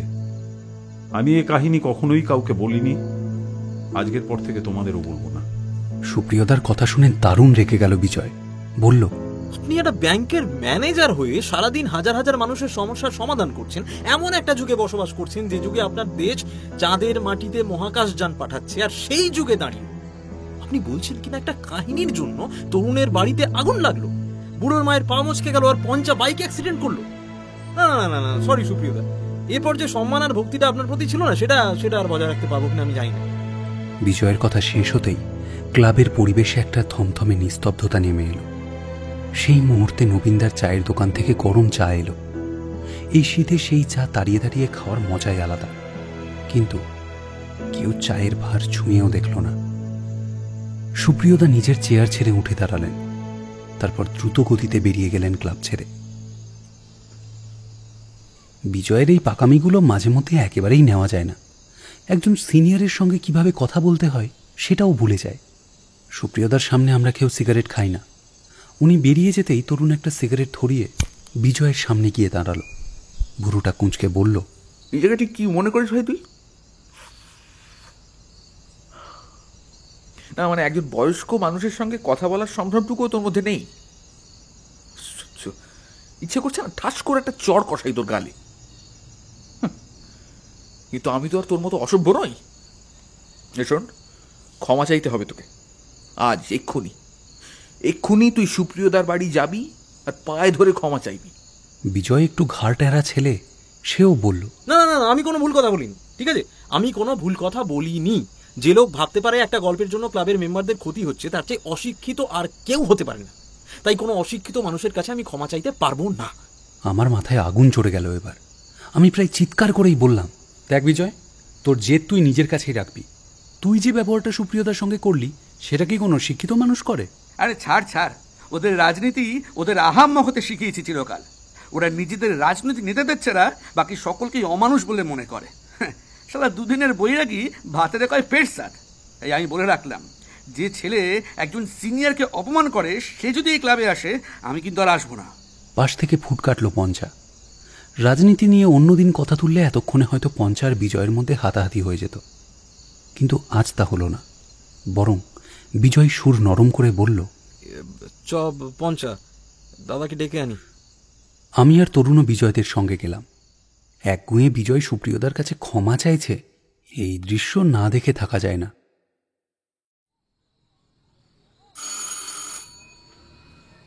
বিজয় সুপ্রিয়দার ফ্ল্যাটের বেল টেপার সঙ্গে সঙ্গে তিনিই এসে দরজা খুললেন। থমথমে মুখে সকলের দিকে চোখ ঘুরিয়ে দেখলেন একবার, তারপর বেশ ভারী গলায় জিজ্ঞাসা করলেন, কি চাই ভাই এত রাতে? তখনও খুব একটা রাত হয়নি, মোটে 8টা বাজছিল কোটিতে। বিজয় আর কোনো কথা না বাড়িয়ে সোজা সুপ্রিয়দাকে জড়িয়ে ধরল আর বলতে লাগলো, আমাকে আমাকে ক্ষমা করে দিন দাদা, আমাকে ক্ষমা করে দিন। কি বলতে কি বলে ফেলেছি না, প্লিজ আর রাগ করে থাকবেন না। ব্যাস ওটুকুই দরকার ছিল। গোলে জল হয়ে গেলেন সুপ্রিয়দা। বললেন, আরে ঠিক আছে ঠিক আছে, ভেতরে এসো, ভেতরে এসো সকলে। এই চা করছিলাম, আজ অফিস থেকে ফেরার সময় ফিশ ফ্রাই কিনে এনেছিলাম। অফিসের কিছু বন্ধু বান্ধব আসার কথা ছিল, লাস্ট মোমেন্টে ওরা আসবে না জানালো, তাই ক্লাবে গেছিলাম মনটা ভালো করতে। অথচ গিয়ে পঞ্চাকে দেখে মনটা আরো খারাপ হয়ে গেল। যাক, ঈশ্বর নিজেই যখন চাইছেন ফিশ ফ্রাইগুলোর গতি হোক, আমি আটকানোর কে? শীতের সন্ধ্যাবেলায় ফিশ ফ্রাই আর গরম চায়ের লোভ সংবরণ করা বড়ই কঠিন কাজ। আমরা সকলেই লুফে নিলাম সুপ্রিয়দার প্রপোজাল। এক এক করে ওর বাড়িতে ঢুকে পড়লাম। বসার ঘরে আমাদেরকে বসিয়ে রেখে উনি গেলেন চা আনতে। বসার ঘরটা সত্যিই প্রমাণ করছে বাউন্ডুলে মানুষটার জীবনের প্রতিটা পাতা। ঘরটাও যেন ওর গল্পেরই মতো। সারা ঘরে বিভিন্ন ধরনের মুখোশ আর মূর্তিতে ভর্তি। টেবিলের উপর রয়েছে একটা হাতির দাঁতের ছাইদানি। বিজয় মুখোশ আর মূর্তিগুলো বেশ খুঁটিয়ে খুঁটিয়ে দেখতে লাগলো। সেখানে পুরুলিয়ার মুখোশ থেকে শুরু করে তিব্বতীদের মুখোশ সব আছে। এক একটা মুখোশ আবার বেশ ভয়ঙ্কর দেখতে। দেওয়ালের একপাশে চোখে পড়ল একটা মাসাইদের লম্বাটে মুখোশ। একটা মূর্তির কাছে গিয়ে দাঁড়িয়ে পড়ল বিজয়। বেশ কিছুক্ষণ চেয়ে রইল মূর্তিটার দিকে। আমিও তাকিয়ে দেখলাম মূর্তিটাকে। নর্তকীরা যেমন মুদ্রায় দাঁড়িয়ে থাকে, মূর্তিটাও ঠিক সেইভাবে দাঁড়ানো। কালো কুচকুচে মূর্তিটার দেহের প্রতিটা ভাঁজ শিল্পী যেন বেশ নিপুণতার সঙ্গে ফুটিয়ে তুলেছেন। ওটার দিকে বেশিক্ষণ তাকিয়ে থেকো না। পেছন থেকে সুপ্রিয়তার গলা ভেসে এলো। আমি আর বিজয় একসঙ্গে ঘুরে দেখলাম ওকে। হাতে চায়ের ট্রে নিয়ে সুপ্রিয়তা দাঁড়িয়ে আছেন। পঞ্চা ওর হাত থেকে চায়ের ট্রেটা নামিয়ে টেবিলে রাখল। সুপ্রিয়তা একটা আরাম কেদারায় বসে সিগারেট ধরালেন। বিজয় জিজ্ঞাসা করল, এটা কিসের মূর্তি দাদা? কেমন যেন আকর্ষণ আছে একটা জিনিসটার মধ্যে, মানে চোখ সরানো যাচ্ছিল না ওটার থেকে। উনি হলেন শাখিনী ঘাটের দেবী শাখিনী, সম্মোহন ক্রিয়ার শ্রেষ্ঠ দেবী বলতে পারো ওকে। সুপ্রিয়তার কথা শুনে সকলেই অবাক হয়ে তাকালো ওর দিকে। যে গল্পটা উনি বলছিলেন, এই শাখিনী ঘাটের উদ্দেশ্যে যাত্রা করার এক পর্যায়ে এসে গল্পটা থেমে গিয়েছিল শেষের দিন। তারপর তো আজ ক্লাবে গিয়ে আমাদের বিপদ দেখে কিছুই বললেন না সুপ্রিয়দা। মনের মধ্যে একটু কিন্তু কিন্তু ভাব চললেও গল্পটা শোনার আগ্রহ যেন আরও চাঁকিয়ে বসলো আমার মধ্যে। ক্লাবের অন্যান্যদেরও যে একই অবস্থা সে ওদের মুখ দেখেই বোঝা গেল। ফিশ ফ্রাইতে একটা কামড় বসিয়ে পঞ্চায় চেপে ধরল। তার মানে আপনি ওই শঙ্কিনী ঘাট না শাঁখিনী ঘাট কি যেন নাম, সেখানে গেছিলেন তাই তো? এই ঘরের প্রতিটি জিনিসই আমার বাউন্ডুলে জীবনের সাক্ষ্য বহন করে চলেছে হে। যা দেখছো তার সবকিছুই সেই জায়গায় গিয়েই সংগ্রহ করেছি জীবনের বিভিন্ন সময়ে। মাসাই মারাও গেছিলেন? সে বেশি দিন আগের কথা নয়। ম্যানেজার হওয়ার আগে আগেই গেছিলাম এক বন্ধুর ডাকে। সে ছিল আমার কলেজ জীবনের বুজুম ফ্রেন্ড। একটা কোনো মাছির থেকে ওর একটা বাজে ইনফেকশন হয়েছিল। ও আমাকে দেখতে চেয়েছিল, তখনই আফ্রিকা যাওয়া। একবার গেছি যখন ঘুরে দেখবো না, সেই সুবাদেই মাসাই মারা যাওয়া, আর তার প্রতীক স্বরূপ ওই মুখোশটা। আরে ওসব মাসাই ফাঁসাই এখন বাদ দিন না, শাঁখিনী ঘাটের গল্পটা বলুন না।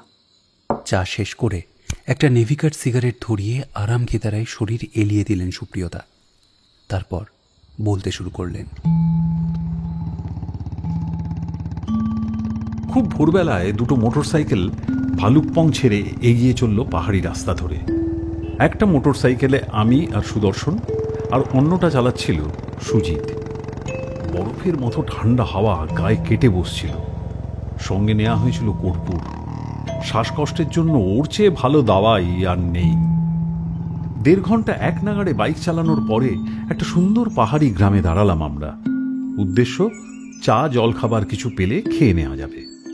তখন সবে দোকান খুলছে একজন স্থানীয় মহিলা। আমাদের দেখে সে বেশ খুশিই হলো। চা তো দিলই, সঙ্গে ভেজে দিল ওর নিজের খামারের মুরগির ডিম। তারপরেই খেতে দিল হাতে করা রুটির সঙ্গে এক ধরনের আচার।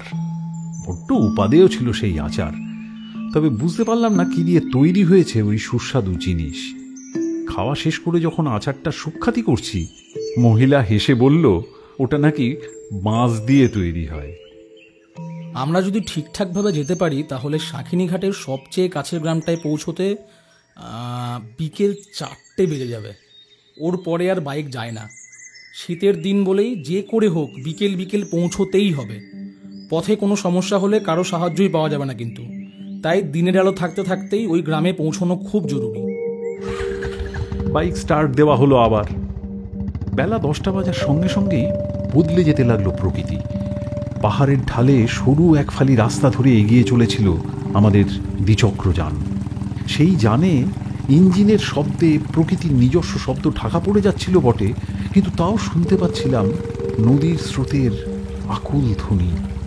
পাথরের শরীরকে শাসন করতে করতে এগিয়ে যাচ্ছিল সেই পাগলিনী নদীটা। পাহাড়ের ঢাল ক্রমশ জটিল হয়ে উঠছিল। হয়তো এই রাস্তায় আগে মানুষের যাতায়াত ছিল ব্যবসা বাণিজ্যের সূত্রে, এখন আর এই পথ ব্যবহার হয় না। না হলে পথটাই গড়ে উঠত না পাহাড়ের গায়ে। পাহাড়ি মানুষ সাধারণত দুর্গম প্রকৃতির সঙ্গে লড়াই করেই পাহাড়কে জয় করে। তাদের পথের প্রয়োজন নেই, পথ তৈরি হয় মানুষের স্বার্থে। আরো 2 ঘন্টা বাইক চালিয়ে আমার হাতে সেই বাইকের দায়িত্ব দিয়ে দিল সুদর্শন। ও আর পারছে না, সম্ভবত শীত ওকে কাবু করে ফেলেছে। ক্লান্ত দেখালো বেশ। ওই রাস্তায় বাইক চালানোর অভিজ্ঞতা আমার ছিল না। বুক টিপটিপ করতে লাগলো। মাথার উপর দিয়ে বিশ্রী স্বরে ডাকতে ডাকতে উড়ে গেল একটা পাখি। বড় গা ছমছমে সেই ডাক, যেন বলতে চাইল আমরা যেন ঘরে ফিরে যাই। আমার ব্যাংকে চাকরির অভিজ্ঞতা আর কিছু শেখাতে পারুক বা না পারুক, অসীম ধৈর্য ধরার ক্ষমতা দিয়েছিল আমাকে। আমার বিবেক যেন আমাকে বলল, এগিয়ে চললে এগিয়ে চল, ঠিক যেমন ছেলেবেলায় বাবা বলতেন। আমি বাইক চালাতে শুরু করলাম। 5 মিনিট চালানোর পরপরই সুদর্শনকে প্রণাম করতে ইচ্ছে হয়েছিল। হাওয়ার বিরুদ্ধে পাহাড়ে ওঠা 4টিখানি কথা নয়, তার উপরেই শীতের হাওয়া। মনে হচ্ছিল কানের কাছে কারা যেন ঝুমঝুম করে কোনো বাদ্যযন্ত্র বাজিয়ে চলেছে অবিরত। সামনের প্রকৃতির শোভা দেখে তো চোখ ধাঁধিয়ে গেল আমার। দেখলাম ঘন জঙ্গলে ঘেরা পাহাড়ের মাঝে রামধনু উঠেছে। প্রত্যেকটা রং আলাদা আলাদা করে চেনা যাচ্ছে রামধনুর। সুজিত আমাদের আগে আগে যাচ্ছিল। হঠাৎ ও চেঁচিয়ে উঠল, মনে হচ্ছে সামনে এগোলে বৃষ্টি পেতে পারি। পাহাড়ি মানুষদের প্রকৃতি সম্পর্কে ধারণা কিন্তু অসাধারণ হয়। আর 1 ঘন্টা মোটর সাইকেল চালিয়ে এগিয়েছি কি এগোয়নি, মনে হলেও একটা মেঘ হঠাৎ এগিয়ে এলো আমাদের দিকে। তার ইচ্ছে যেন আমাদের খেলার ছলে ভিজিয়ে দেওয়ার। ঝমঝম করে নামলো বৃষ্টি। সেই বৃষ্টিতে এগিয়ে যাওয়া মানে চরম বোকামি ছাড়া আর কিচ্ছু না। গাড়ি দাঁড় করিয়ে দিল সুজিত। ওর দেখা দেখি আমাকেও থামতে হলো।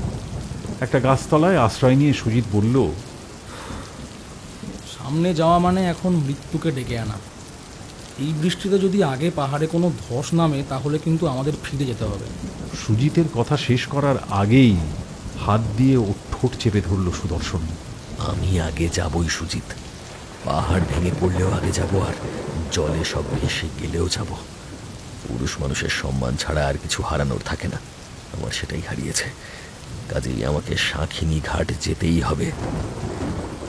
ওর কথা শুনে সুজিত আর কিছু বলল না। আমরা অপেক্ষা করতে লাগলাম বৃষ্টি থামার।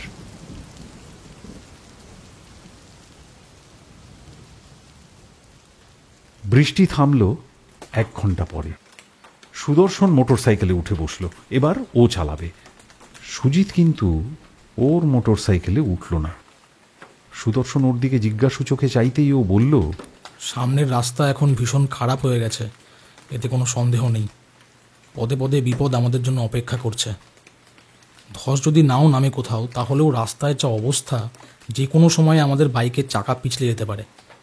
আজ বরং এখানেই অপেক্ষা করা যাক। কাল সূর্য উঠলে রাস্তা শুকিয়ে যাবে, তারপরে না হয় আমরা বেরোবো। সুদর্শন কেমন যেন মিয়ে গেল এই কথাটা শুনে। ও বলল, কিন্তু তুমি যে বললে পঞ্চমী তিথিতে মন্দিরে ঢুকবে। সুজিত কিছুক্ষণ একটা ভাবলো মনে মনে, তারপর মাথায় হাত ঠেকিয়ে কারো উদ্দেশ্যে প্রণাম ঠুকে বলল, ঠিক আছে, দেখা যাক কপালে কি লেখা আছে। চলুন এগোই, আপনার জন্য জান কবুল। পাহাড়ি রাস্তা কাদায় ভর্তি হয়েছিল থেকে থেকে। মনে মনে ভাবছিলাম, আমি যদি মোটর সাইকেলটা চালাতাম কি হতো তাহলে। শিওর খাদে পাল্টি খেয়ে পড়তো সুদর্শনের সাধের দ্বিচক্রযান। দুজনেরই ভবলীলা যে সাঙ্গ হতো এতে কোনো সন্দেহ নেই, কিন্তু মনের জোরের কাছে কোনো জোরই দাঁড়াতে পারে না। সেই মনের জোর নিয়েই সুদর্শন চালিয়ে নিয়ে যাচ্ছিল গাড়ি, আর সুজিত চলেছিল অভিজ্ঞতা আর কৃতজ্ঞতার ওপর নিজেকে সঁপে দিয়ে। ঘন কুয়াশা ঢেকে ফেলেছিল আমাদের। আমি কেমন একটা ঘোরের মধ্যে চলে গেছিলাম। স্বপ্ন দেখছিলাম যেন রাশি রাশি মেঘের মধ্যে দিয়ে এগিয়ে চলেছে আমাদের মোটর সাইকেল।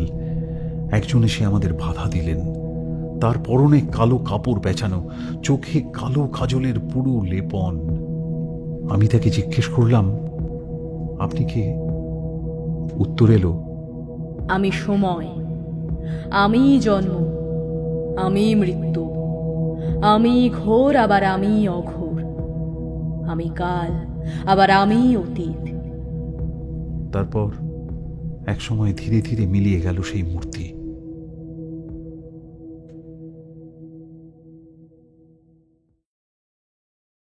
সুপ্রিয়দা, সুপ্রিয়দা ওঠো, সুপ্রিয়দা। সুদর্শনের ডাকে ঘুম ভাঙল আমার। তাকিয়ে দেখলাম চারিদিকে অন্ধকার নেমেছে। পাহাড়ের খাঁজে একটা বড় ইউক্যালিপটাস গাছের নিচে মোটর সাইকেল দাঁড় করানো হয়েছে। সুজিত ওপর দিকে হাত তুলে কিছু একটা দেখানোর চেষ্টা করল। তাকিয়ে দেখলাম পাহাড়ের খাঁজে কয়েকটা বাড়ি রয়েছে। প্রত্যেকটি বাড়ি অনাড়ম্বরের সাক্ষ্য বহন করছে।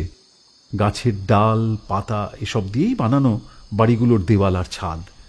সেগুলো দেখে মনে হচ্ছিল আমরা যেন কোনো প্রাগৈতিহাসিক যুগে চলে এসেছি। ধীরে ধীরে পাহাড়ের ঢাল ধরে উঠতে শুরু করলাম আমরা। হাঁফ ধরছিল ঠিকই, কিন্তু উঠতে খুব একটা কষ্টও হচ্ছিল না।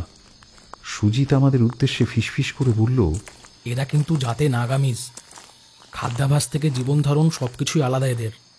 আপনারা সব কিছু খেলেই ওদের দেওয়া খাবার নেবেন, না হলে সঙ্গে যা আছে তাই অল্প খেয়ে আজকে রাতটা কাটিয়ে দেবেন। এদের প্রধানের সঙ্গে আমার ভালো খাতির আছে। সে ভালুকপং গেলেই আমি তার দেখাশোনা করি। সে আমাকে যথেষ্ট ভালোবাসে এই কারণে। আমাদের এক জায়গায় দাঁড় করিয়ে রেখে সুজিত গিয়ে একটা ঘরে ঢুকলো। আর সারা দিনের ক্লান্তি নিয়ে আমরা ওই শীতের মধ্যে অন্ধকারে দাঁড়িয়ে অপেক্ষা করতে লাগলাম। আলকাত্রার মতো কালো অন্ধকারে আমি সুদর্শনের মুখটাও পরিষ্কার দেখতে পাচ্ছিলাম না, শুধু শুনতে পাচ্ছিলাম ওর শ্বাস প্রশ্বাসের শব্দ। কিছুক্ষণ পর বিচিত্র এক ধরনের শীত পোশাক পরে একজন মানুষ বেরিয়ে এলেন সুজিতের সঙ্গে। ভদ্রলোকের উচ্চতা বেশি না।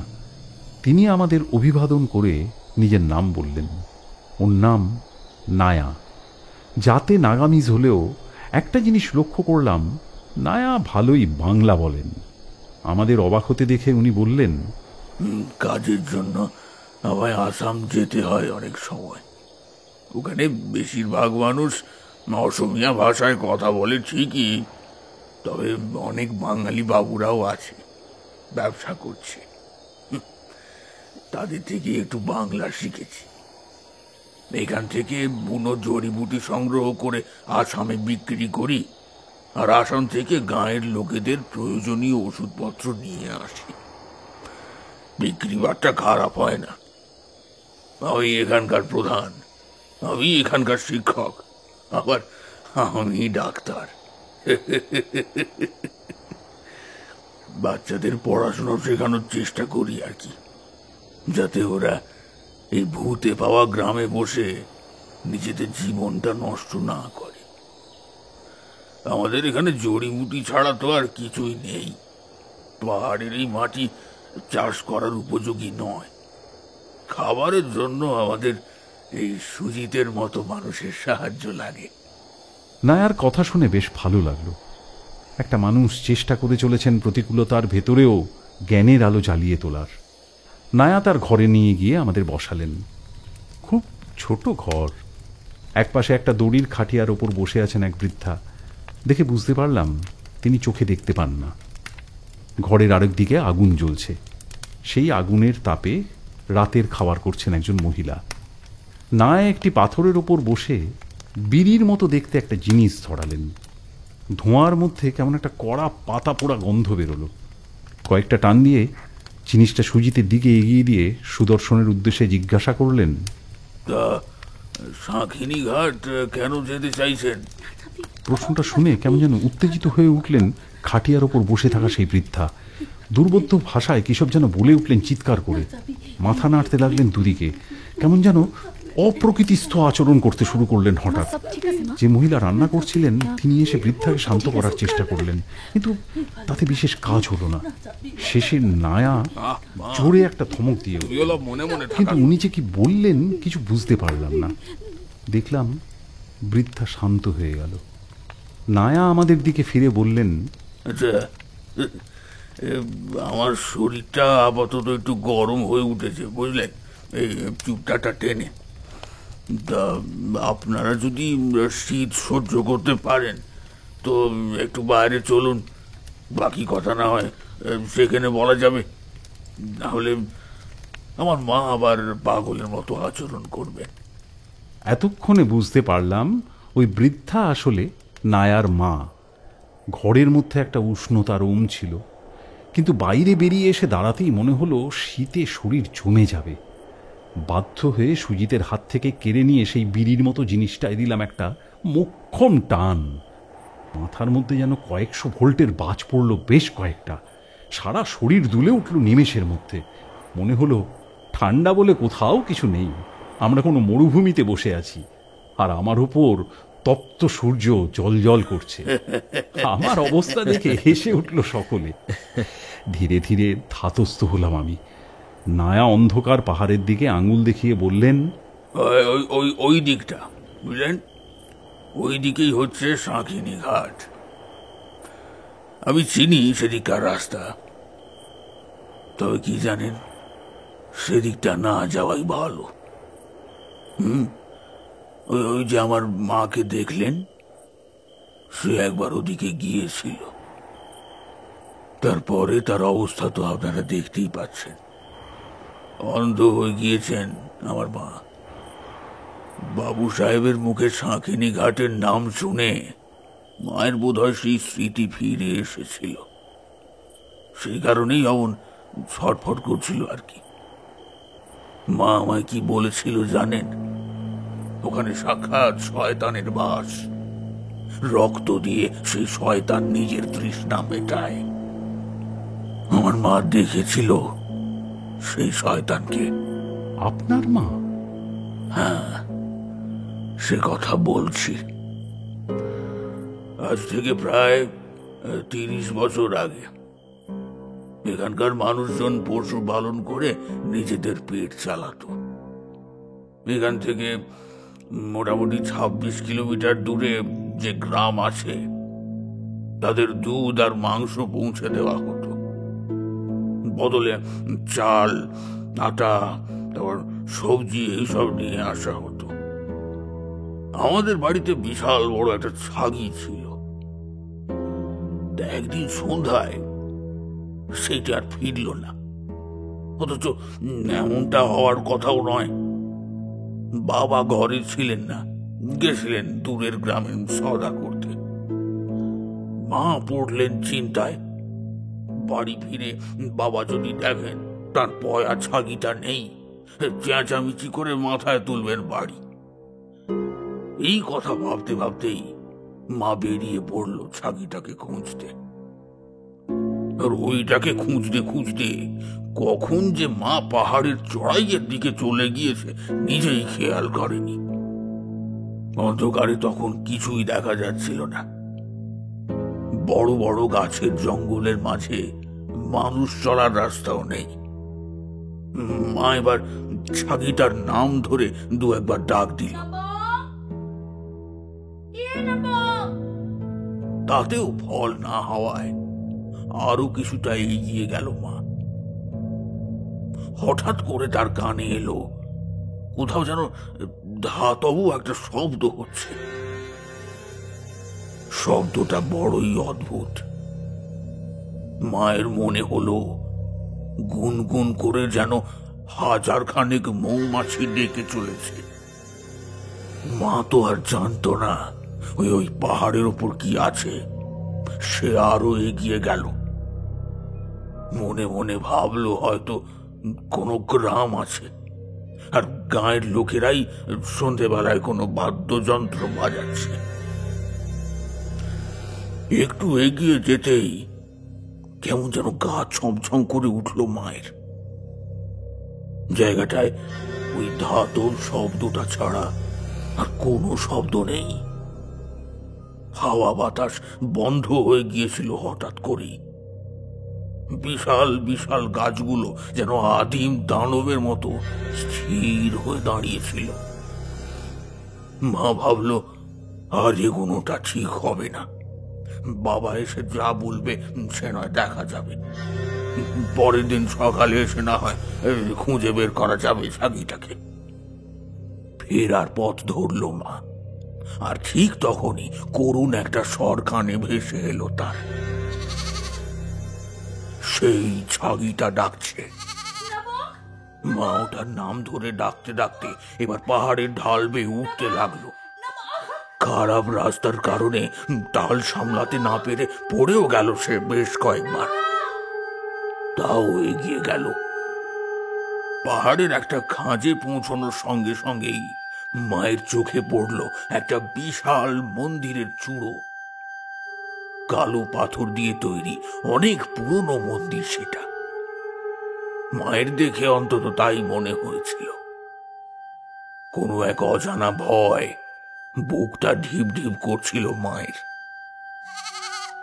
আবার শোনা গেছিল সেই অবলা প্রাণীটির ডাক। ছাগিটার জন্য মায়া নিয়ে মা ঢুকে পড়েছিল মন্দিরে, কিন্তু ভেতরের দৃশ্য দেখার জন্য সে মোটেই তৈরি ছিল না। জটাধারী বিকট দর্শন এক লোক ছাগিটাকে মায়ের চোখের সামনেই বলি দেয়। ওটার টাটকা রক্তে স্নান করায় মন্দিরের বিগ্রহকে। মা ঝাঁপিয়ে পড়েছিল ছাগিটাকে রক্ষা করার জন্য, কিন্তু পারেনি। মাকে পায়ের তলায় চেপে ধরেছিল সেই বিকট দর্শন লোকটা। তারপরে সেই ছাগিটার ছাল ছাড়িয়ে কাঁচা মাংসের তাল ছুঁড়ে দিয়েছিল বিগ্রহের দিকে। তারপর নিজেও খাচ্ছিল সেই মাংস। মা কিছুতেই সেই লোকটার পায়ের তলা থেকে নিজেকে মুক্ত করতে পারেনি। যেন একটা হাতির পা চেপে বসেছিল তার উপর। ধীরে ধীরে অবশ হয়ে আসছিল তার শরীর। এইবার মায়ের চোখ যায় মন্দিরের সেই বিগ্রহের দিকে। একজন জলজান্ত নারী মূর্তি যেন একটা পাথরের বেদির উপর বসেছিল। কাঁচা মাংস খাচ্ছিল সে। তার ভারী গয়নার শব্দে মন্দিরের নিস্তব্ধতা চুরমার হয়ে যাচ্ছিল। সেই নারীর চোখের দিকে তাকাতেই অজ্ঞান হয়ে যায় মা। কি নাকি ভীষণ আকর্ষণ ছিল সেই চোখে।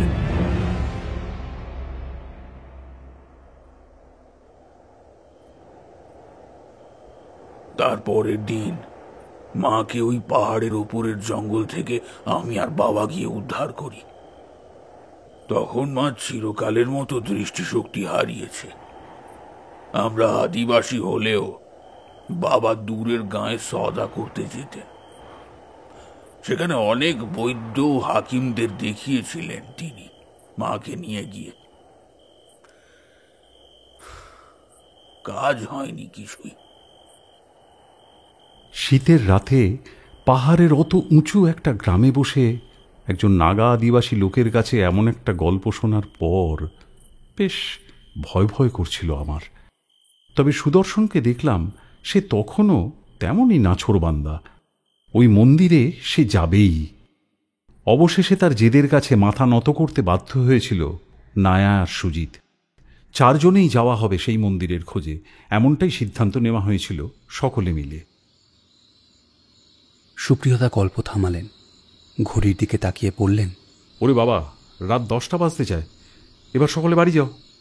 আমাদের তখন পেয়ে বসেছে গল্পের নেশা। তাছাড়া এমন হঠাৎ হঠাৎ করে প্রতিদিন গল্প থামিয়ে দিচ্ছেন সুপ্রিয়তা, এটা মোটেই মেনে নেওয়া যাচ্ছিল না। যা হবে আজই হোক, আজই এই গল্পের শেষ হোক। আমরা সকলে মিলে বলে উঠলাম, না না না না, আজ যত রাতই হোক আমরা গল্প না শুনে যাচ্ছি না। যে যার বাড়িতে বলে দিচ্ছি যে আপনার বাড়িতে আছি, রাতে ফিরতে দেরি হবে, এরপরে আর কেউ চিন্তা করবে না। ঠিক বলেছিস। আর তোমাদের খাওয়া দাওয়ার কি হবে? আরে আমি তো একা মানুষ, রাতে 2টো রুটি আর একটু আলুর তরকারি দিয়ে কোনো মতে কাজ চালিয়ে নিই। তোমাদের জন্য তো তাহলে এখন রুটি আর তরকারি করতে হবে। আরে টেনশন নেবেন না দাদা, রোজ রাতে রুটি খেতে খেতে আপনার মুখ মেরে গেছে আশা করি। আজ না হয় একটু বিরিয়ানি হোক না, কি রে? হ্যাঁ, হোক হোক হোক। অনলাইন অ্যাপে আজকাল সারা রাত খাবার পাওয়ার সুযোগ আছে। মোটে তো 9:45 বেজেছে। তরুণ পটাপট 5 প্যাকেট বিরিয়ানি অর্ডার করে দিল অ্যাপে। 8 ঘন্টার মধ্যে চলে এলো খাবার। বেশ মজা করেই খাওয়া দাওয়া সারলাম। খেয়ে উঠে একটা সিগারেট ধরিয়ে সুপ্রিয়তা বসলেন সেই আরামকে দাঁড়ায়। পঞ্চার যেন ধৈর্য ধরছিল না, বেটা বলে উঠল, শুরু করুন দাদা, আর যে তর সইছে না। সিগারেটে একটা লম্বা টান দিয়ে সুপ্রিয়তা আবার শুরু করলেন। পরদিন খুব সকালে বের হলাম আমরা 4 জন। সঙ্গে নিলাম একটা লাঠি, সামান্য কিছু খাবার, জল আর একটা ওই ধারালো দায়ের মতো অস্ত্র। পাহাড়ি রাস্তায় চলতে চলতে হঠাৎ সুজিত আকাশের দিকে হাত তুলে কিছু একটা দেখালো সকলকে। তাকিয়ে দেখলাম লাল রঙের বিশাল আকারের 3টে শকুন আমাদের মাথার উপর চক্কর কাটতে কাটতে উড়ে চলেছে।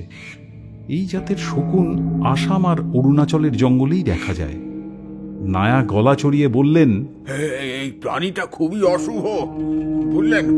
এই একটা জায়গায় দাঁড়িয়ে যাওয়া ভালো, ওরা চলে গেলে না হয় তারপরে এগোনো যাবে। ভারত, ভুটান, বাংলাদেশ অনেক জায়গাতেই এই লাল মাথা শকুন বা রাজ শকুনকে আদিবাসীরা অশুভ বলে মনে করে। এ আমি আমার জীবনের বহু সময় দেখেছি। সেদিন নায়ার কথা শুনে আমরা একটা বড় গাছের আড়ালে দাঁড়িয়ে পড়েছিলাম। ভয়ঙ্কর দর্শন পাখিগুলো বেশ কিছুক্ষণ চক্রাকারে ওড়ার পর অন্যদিকে চলে গেছিল। আমরা আবার পথ চলা শুরু করেছিলাম।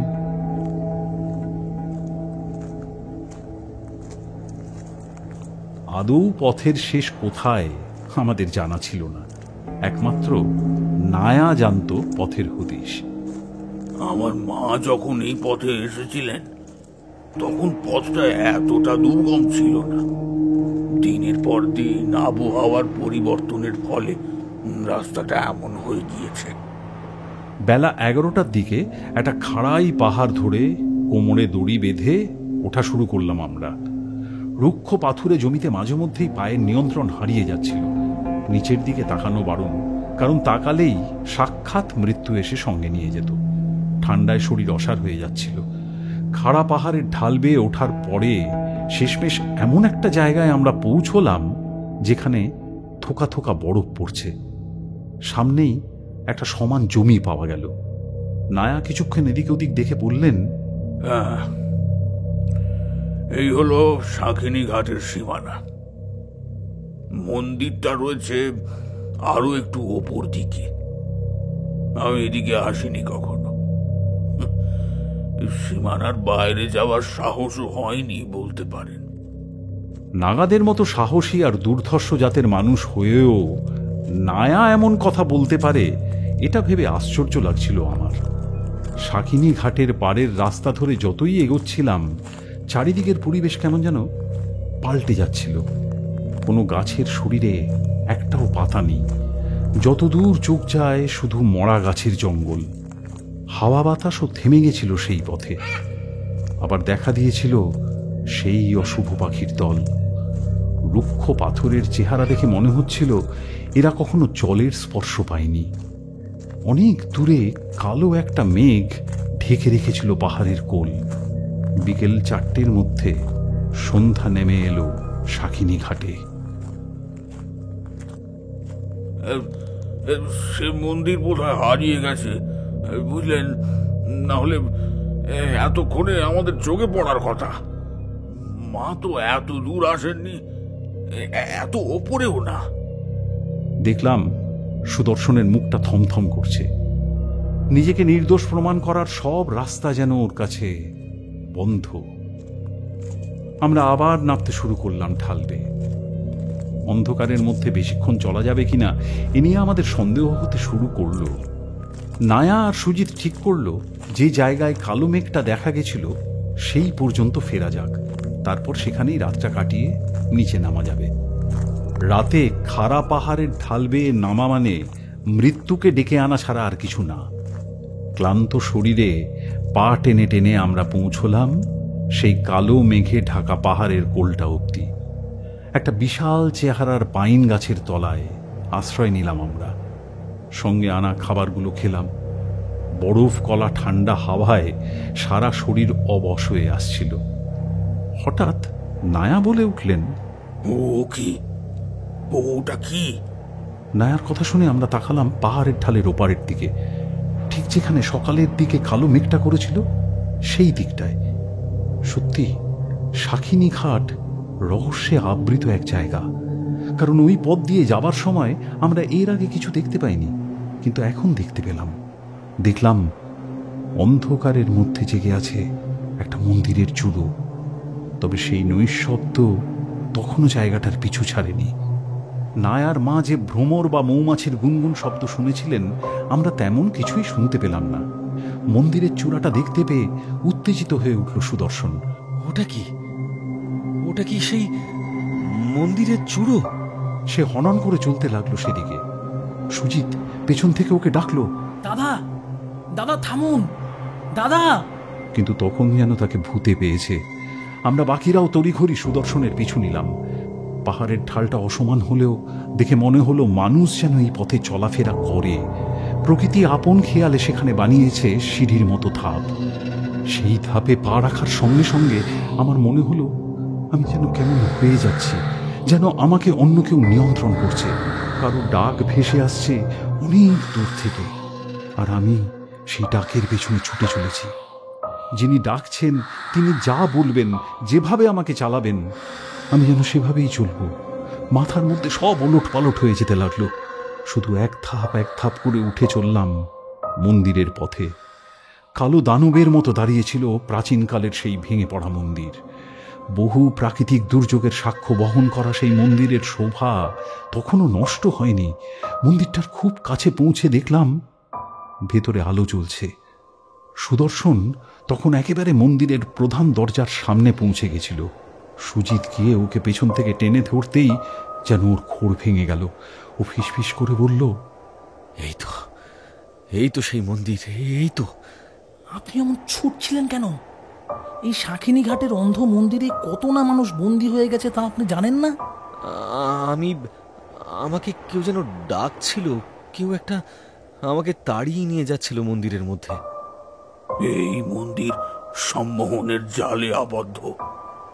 মন নরম হলেই সেই জালে ধরা দিতে হয়, যেমন আমার মা দিয়েছিল। মনে মনে নিজের ঈশ্বরকে স্মরণ করে এগিয়ে যাই, চলুন। মন্দিরের খুব কাছে পৌঁছে দেখলাম কালো পাথর দিয়ে তৈরি সেই মন্দিরের সারা শরীরে অসংখ্য নারী মূর্তি শোভা পাচ্ছে। আমার হাতে ছোট পেন্সিল টর্চটা দিয়ে মূর্তিগুলোকে ভালো করে দেখলাম। সবকটাই একই ধরনের দেখতে। নৃত্যরত মুদ্রায় কোনো নটি নারী দাঁড়িয়ে আছে। অসাধারণ শিল্পগুণে ফুটিয়ে তোলা হয়েছে তার শরীরের প্রতিটি বাঁক। তখন এক এক করে নায়া, সুজিত আর সুদর্শন মন্দিরের ভেতরে ঢুকছে। আমি ছিলাম সকলের পেছনে। ওই মূর্তিটা সংগ্রহ করার লোভ সামলাতে পারলাম না, কিন্তু আমার কাছে ছেনি হাতুড়ি কিছুই ছিল না যার জোরে দেওয়ালে খোদাই করা একটা মূর্তি তুলে আনা যায়। একটা মূর্তির গায়ে হাত দিতেই বুঝলাম কালের নিয়মে ওগুলো বেশ নড়বড়ে হয়ে গেছে। সহজেই মন্দিরের দেওয়াল থেকে উঠে এলো একটা মূর্তি। কাঁধের ব্যাগে ওটা রেখে ধীর পায়ে মন্দিরের ভেতর ঢুকলাম আমি। ভেতরের ক্ষীণ আলোয় যেটুকু দেখা যাচ্ছিল তাতে বুঝতে পারলাম বাইরের মতো মন্দিরের ভেতরের দেওয়ালেও রয়েছে সেই মূর্তিগুলি। বিশাল আয়তাকার একটা চাতাল রয়েছে মন্দিরের ঠিক মাঝখানে। চাতালটার দিকে ভালো করে চোখ পড়তেই শিউরে উঠলাম। সেখানে পড়ে আছে নানা পশু পাখি আর মানুষের মাথার খুলি, ছড়িয়ে ছিটিয়ে আছে হাড়গোড়। চাতালের একেবারে শেষে বেশ কয়েকটা মশাল জ্বলছে। তার মাঝেই দেখতে পেলাম কালো পাথরের তৈরি একটা ফুট চারেক উচ্চতার মূর্তি। মূর্তির চারটে হাত, চারটে হাতের তিনটিতে মানুষ, শকুন আর ছাগলের কঙ্কালের খুলি, আর একটা হাতে একটা তামার পাত্র। আর সেই মূর্তির অদূরে মানুষের খুলির ওপর বসে ধ্যান করছে একজন বিকট দর্শন লোক। কালো কোষ্টি পাথরের মতো তার গায়ের রং, সারা শরীরে ময়লার পাহাড় জমেছে, মাথা থেকে কোমর অব্দি নেমে এসেছে জটা পাকানো চুল, গালে দাড়িগোফের জঙ্গল। এবার আর সুদর্শনকে আটকানো গেল না। সে প্রায় ছুটে গিয়ে দাঁড়ালো সেই ভয়ঙ্কর দর্শন সাধুর সামনে। সাধু চোখ খুলে তাকালেন ওর দিকে। সঙ্গে সঙ্গেই ও যেন কেমন পাথরের মূর্তির মতো স্থির হয়ে গেল। বিকট শব্দে হেসে উঠলেন সাধু। দুর্বোধ্য ভাষায় বললেন, আজ অনেক দিন পরে শাকিনীর জন্য মানুষের বউ হবে। বন্ধুকে উদ্ধার করতে সকলেই ঝাঁপিয়ে পড়লাম সঙ্গে সঙ্গে। সুজিত গিয়ে সাধুর পা জড়িয়ে ধরল, সাধুকে বোঝাতে চাইল, বাবা বাবা রাগ করবেন না, উনি বড়ুয়া রাজবংশের ছেলে। ওর মাথায় যে কলঙ্কের দাগ লেগেছে সে দাগ এই মন্দিরে এসেই ধোয়া যায়। উনি বহুদূর থেকে শুধু আপনার সঙ্গে দেখা করতে এসেছেন বাবা। কিন্তু সাধু তখন রুদ্র মূর্তি ধারণ করেছেন। এক ঝটকায় তিনি উঠে দাঁড়ালেন। নিমেষের মধ্যে এক হাতে সুজিতের গলা চেপে ধরে শূন্যে তুলে দিলেন। ও ছটফট করতে লাগলো নিজেকে বাঁচানোর জন্য। চেঁচিয়ে উঠলেন নায়া, বাবা বাবা বাবা, আমি আপনার শাকিনী মায়ের পায়ে নিজের রক্ত দিতে রাজি আছি। আপনি ওদের ছেড়ে দিন। আমি গ্রামের প্রধান। আমি থাকতে আমার গ্রামের অতিথিদের ক্ষতি হোক আমি কখনোই হতে দেব না। মুহূর্তের মধ্যে শান্ত হয়ে গেল পরিবেশ। কারণ ততক্ষণে নায়া দেবী মূর্তির চোখের দিকে তাকিয়ে ফেলেছে। পরের ঘটনাটা দেখে সারা শরীর হিম হয়ে গেল আমার। বরফের একটা তাল কেউ যেন আমার পিঠের উপর চেপে ধরল। দেখলাম নায়ার চোখের কোটরে গাঢ় কালো অন্ধকার, হিম রক্তের ধারা নামছে তার গালবে। তিনি মন্দিরের চাতালে শুয়ে যন্ত্রণায় ছটফট করতে লাগলেন। আমি দৌড়ে গিয়ে ওর মাথাটা কোলে তুলে নিলাম, রুমাল দিয়ে বেঁধে দিলাম ওর ক্ষতস্থানটা। কিন্তু রুমাল উপচে রক্তের ধারা বেরিয়ে আসতে লাগলো। এই দৃশ্য দেখে শান্ত হয়ে গেলেন সাধু। তিনি সেই দুর্বোধ্য ভাষায় বললেন, আমি বলতাম মানুষ স্বার্থপরের জাত। এতকাল ধরে আমি শুধু মানুষের প্রতি মানুষের হিংসাই দেখে আসছি। এই মন্দিরে যারা আমার কাছে কোনো বিদ্যা লাভের আশায় এসেছে তাদের মধ্যেও কোথাও না কোথাও স্বার্থ লুকিয়েছিল। অনেকে এসেছে প্রাণঘাতী মারণ ক্রিয়া শিখতে, কেউ এসেছে বশীকরণ শিখতে, উচাটন শিখে কেউ আবার অন্যের ক্ষতি করেছে। কিন্তু এমন মানুষের জন্য মানুষকে বিপদের মুখে পড়তে আমি আগে দেখিনি। নিজের প্রাণ বিসর্জন দিয়ে অন্যকে রক্ষা করতে আমি দেখিনি। কিছু মন্ত্রের মতো পড়তে পড়তে সাধু বাবা একটা পেতলের গোল ঘণ্টার গায়ে একটা কাঠের টুকরো বোলাতে লাগলেন। গুনগুন করে ভ্রমরের মতো শব্দ বেরোতে লাগলো সেই ঘণ্টাটা থেকে। পরিবেশ বদলে যেতে লাগলো ধীরে ধীরে। নায়ারের কষ্ট যেন নিমেষে লাঘব হয়ে গেল। চোখ থেকে রক্ত পড়া থেমে গেল তার। সুদর্শন গা ঝাড়া দিয়ে উঠল। দীর্ঘ অসুখে ভুগে সুস্থ হয়ে উঠলে মানুষকে যেমন দেখায় তেমনই দেখালো ওকে। ও সাধু বাবার পা জড়িয়ে ধরল, কাঁদতে কাঁদতে বলল, বাবা বাবা, আপনি আমাকে উদ্ধার করতে পারবেন বাবা, আপনি আমাকে উদ্ধার করতে পারবেন এই কলঙ্কের হাত থেকে বাবা। বাবা। সাধু বাবা সস্নেহে তাকালেন সুদর্শনের দিকে। সে দৃষ্টিতে আগের সেই বিভৎসতা আর যেন নেই। অসমীয়া ভাষায় সুদর্শন বলে চলল ব্যাংকে ঘটে যাওয়া প্রত্যেকটা ঘটনা। মন দিয়ে সাধু শুনলেন সবটা। তারপর ধীরে ধীরে বললেন, আজ থেকে 12 কি 13 বছর আগে এক শবর এসেছিল আমার কাছে সম্মোহনী বিদ্যা শিখতে। আমি তার কাছে তার সবচেয়ে প্রিয় কোনো জিনিস বলিদান চেয়েছিলাম। ফিরে গেছিল সেই লোক, কিন্তু যখন আবার ফিরে এসেছিল ওর সঙ্গে ছিল ওর প্রিয়তম নারীর কাটা 2 হাত। এই মন্দিরে আবেগের কখনো কোনো জায়গা নেই, তাই আমি বিনা বাধায় সেই হাত জোড়া শাকিনীকে ভেট দিয়েছিলাম। দেবীও তা গ্রহণ করেছিলেন। তাই ওই লোককে শিষ্য হিসেবে মেনে নিয়ে তাকে আমি ওই বিদ্যা শেখাই, যে বিদ্যার মাধ্যমে একসঙ্গে বহু মানুষকে বশীভূত করা যায়। আমার মনে হয় এই ডাকাতি সেই লোকেরই করা। যে ঘণ্টাটা সাধু বাবা বাজাচ্ছিলেন সেটা উপুর করে তাতে সামান্য জল দিলেন তিনি। তারপর নিজের নখের আঙ্গুল দিয়ে সেই জলের উপর আগ কাটলেন। সুদর্শন অবাক হয়ে গেল জলের দিকে তাকিয়ে। ও যেন জলের মধ্যে পরিষ্কার দেখতে পেল সেই লোকটার মুখ, যে ব্যাংকে সেই গোল বৃত্তটা এঁকে তার উপর বসেছিল। সাধু বাবা সুদর্শনকে জিজ্ঞেস করলেন, এবার কি চাও বলো? বলো। তুমি বললে নিমেষের মধ্যে দারুণ যন্ত্রণার মৃত্যু দিতে পারি ওকে, অথবা উচ্চাটনের দ্বারা পাগল করে দিতে পারি সারা জীবনের মতো। সুদর্শন সেসব কিছুই চাইল না। ও বলল, আপনি এমন একটা কিছু করুন যাতে সেই লোক নিজে এসে কমলাত্মিকা মায়ের গয়না ফেরত দিয়ে যায়। সাধু বাবা এবার চমকে গেলেন, বললেন, মহাবিদ্যার গয়না চুরি করেছে সে, ওর শাস্তি তো নরকে বাঁধা আছে। নরকাসুরের ভূমিতে সে মহাবিদ্যার গয়না চুরি করেছে, এর চেয়ে পাপের কিছু হয় না। তোমরা ফিরে যাও।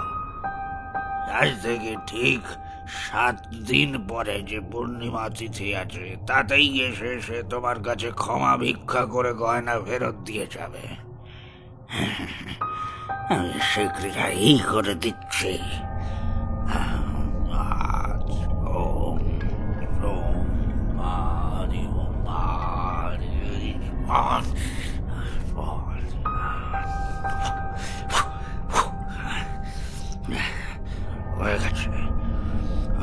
যাও, ফিরে যাও।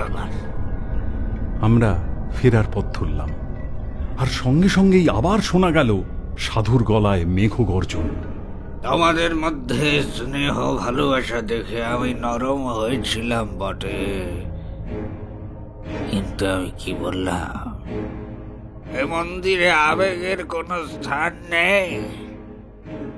যে নিজের চোখ খুইয়েছে তার রক্ত না পেলে এই প্রকৃতি ধ্বংস হয়ে যাবে।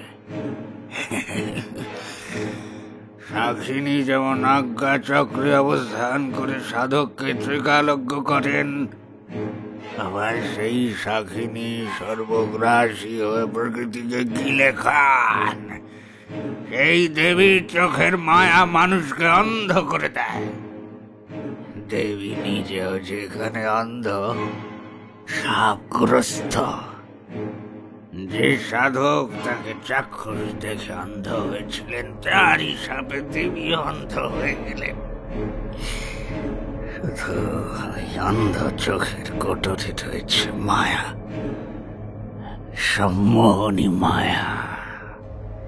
নায়া সুজিতের সাহায্য নিয়ে ঘুরে দাঁড়ালেন। তারপর ওরই সাহায্য নিয়ে এগিয়ে গেলেন সাধুর সামনে। আত্মবিশ্বাসের সুরে বললেন, আমি এই প্রকৃতিকে রক্ষা করার জন্য নিজের রক্ত দিতে রাজি আছি। সুদর্শন বাধা দিতে গেল নায়াকে, কিন্তু তিনি কিছুই শুনলেন না। তারই চোখের জ্যোতি দেবী নিয়েছেন, বলি তাকেই দিতে হবে। হঠাৎ মনে হলো আগের মতন বিভৎস হয়ে উঠেছে মন্দিরের পরিবেশ। কারা যেন কেঁদে চলেছে মন্দিরের দেওয়ালের পেছন থেকে, আর শোনা যেতে লাগলো একটা প্রাণ জল করে দেওয়া শব্দ।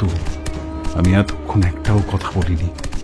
সেই প্রথমবার সাধু বাবার উদ্দেশ্যে জিজ্ঞাসা করলাম, ও কিসের শব্দ বাবা?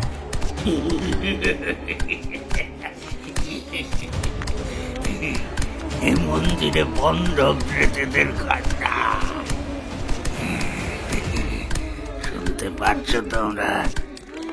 চোখ হারানোর যন্ত্রণায় ওরা দেওয়ালে মাথা খুঁটে মরছে। ওদের মুক্তি নেই, যতদিন এই মন্দির আছে ওদের মুক্তি নেই। একটা ধারালো ছুরি এগিয়ে দিলেন সাধু নায়ারের দিকে। সুজিত তাকে নিয়ে গিয়ে বসলো দেবীর পায়ের কাছে। নিমেষের মধ্যে হাতের চেটোর অনেকটা অংশ কেটে ফেললেন নায়ার। ঝরঝর করে রক্ত বেরিয়ে এলো ওই কাটা জায়গা দিয়ে।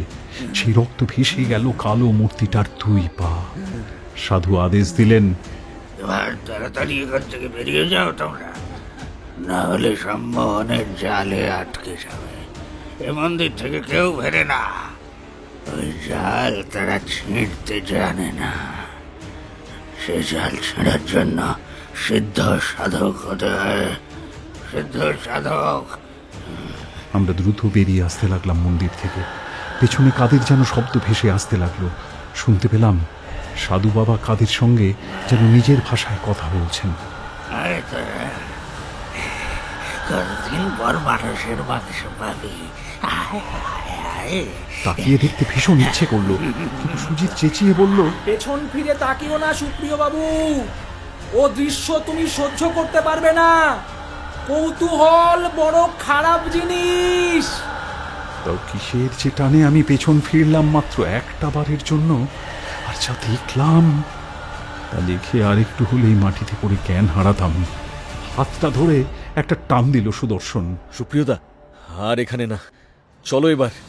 তখন আমার মাথার মধ্যে আবার সেই গুনগুন গুনগুন শব্দটা হতে আরম্ভ করেছিল।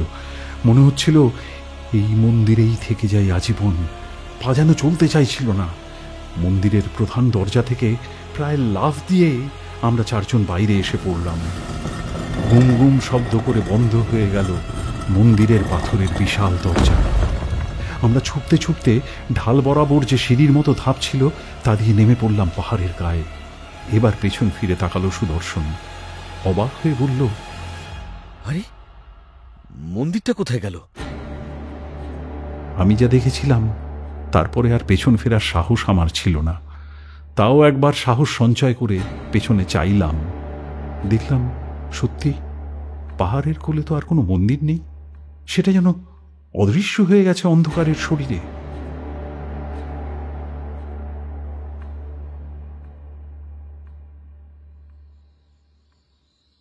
পরের দিন নায়ার গ্রামে কান্নাকাটি পড়ে গেল ওকে দেখে। নায়া কিন্তু সকলকে আশ্বস্ত করলেন এই বলে যে তিনি ঠিক আছেন, কোনো কষ্ট তার হচ্ছে না। সেদিনটা আমরা নায়ার বাড়িতেই থেকে গেলাম। রাতে তিনি আমাদের বললেন একটা অদ্ভুত ঘটনা। জানি না তা কতটা সত্য আর কতটা মিথ্যে। তিনি বললেন ওই অন্ধ মন্দিরের দেবী শাখিনী নাকি ইন্দ্রজিতের পূজ্য দেবী মায়া, আর ওই সাধু হলেন বিভীষণ। কালের পর কাল ধরে তিনি জীবিত থেকে মায়া দেবীকে রক্ষা করে চলেছেন, তাকে পাহারা দিয়ে চলেছেন। এই ঘটনা মেনে নিতে কষ্ট হলেও কিছুই করার ছিল না আমাদের। পরের দিন খুব ভোরে আমরা ফেরার পথ ধরলাম। ভালুকপং পৌঁছলাম সঠিক সময়ে। সুপ্রিয়তা থামলেন, তারপর একটা সিগারেট ধরিয়ে বললেন, রাত 1টা বাজে প্রায়, এবার বাড়ি যাও সকলে। মনের মধ্যে তখনও হাজার প্রশ্ন ঘুরপাক খাচ্ছে। তরুণ জিজ্ঞাসা করল, আপনি আপনি ওই মন্দিরের পিছনে গিয়ে কি দেখেছিলেন দাদা? দেখেছিলাম দেয়াল বেয়ে নেমে আসছে শয়ে শয়ে কালো মূর্তি। তাদের নখের সঙ্গে পাথরের ঘর্ষণে বিশ্রী শব্দ হচ্ছে। মুখ থেকে ঝুলে আছে লকলকে কালো জিভ। তারা ধীরে ধীরে 4 হাত পায়ে ভর দিয়ে এগিয়ে এসে চেটে খেতে লাগলো দেবীর পায়ে লেগে থাকা নায়ারের রক্ত। আমি ফিরে আসার পর দীর্ঘদিন অসুস্থ ছিলাম। মনে হতো সারা ঘরে কালো কালো ছায়ারা হেঁটে বেড়াচ্ছে, তাদের কারুর চোখ নেই। খবর পেয়েছিলাম সুদর্শন ডাকাতি হয়ে যাওয়া সেই গয়নাগুলো ফেরত পেয়েছে। সাধুর কথা মিলে গেছে। একজন রোগগ্রস্ত জীর্ণ চেহারার মানুষ এসে সেগুলো ফেরত দিয়েছিল সুদর্শনকে। সেই ডাকাতি হয়ে যাওয়া গয়না ফেরত দেবার সময়ে সুদর্শনের সামনে অনেক সাক্ষী ছিল, কাজেই নিজেকে নির্দোষ প্রমাণ করতে ওর কোনো অসুবিধে হয়নি। তবে পুলিশ সেই ডাকাতকে আর ধরেনি। রোগগ্রস্ত সেই লোককে লকআপে রাখা সম্ভব ছিল না। ওর সারা শরীরে তখন ঘা। হাসপাতালে ভর্তি করা হয় তাকে। সেখানেই বহু যন্ত্রণা পেয়ে মারা যায় লোকটা। ব্যাস, এবার তোমরা ভাগো, অনেক রাত হয়েছে। আমরা একে একে বেরিয়ে এলাম সুপ্রিয়তার বাড়ি থেকে। বাড়ির গলিতে ঢুকতেই মনে হলো পিছনে কিছুর একটা শব্দ হচ্ছে, কিন্তু ফিরে দেখার সাহস হলো না। আমিও যদি এমন কিছু দেখি যা সুপ্রিয়তা দেখেছেন।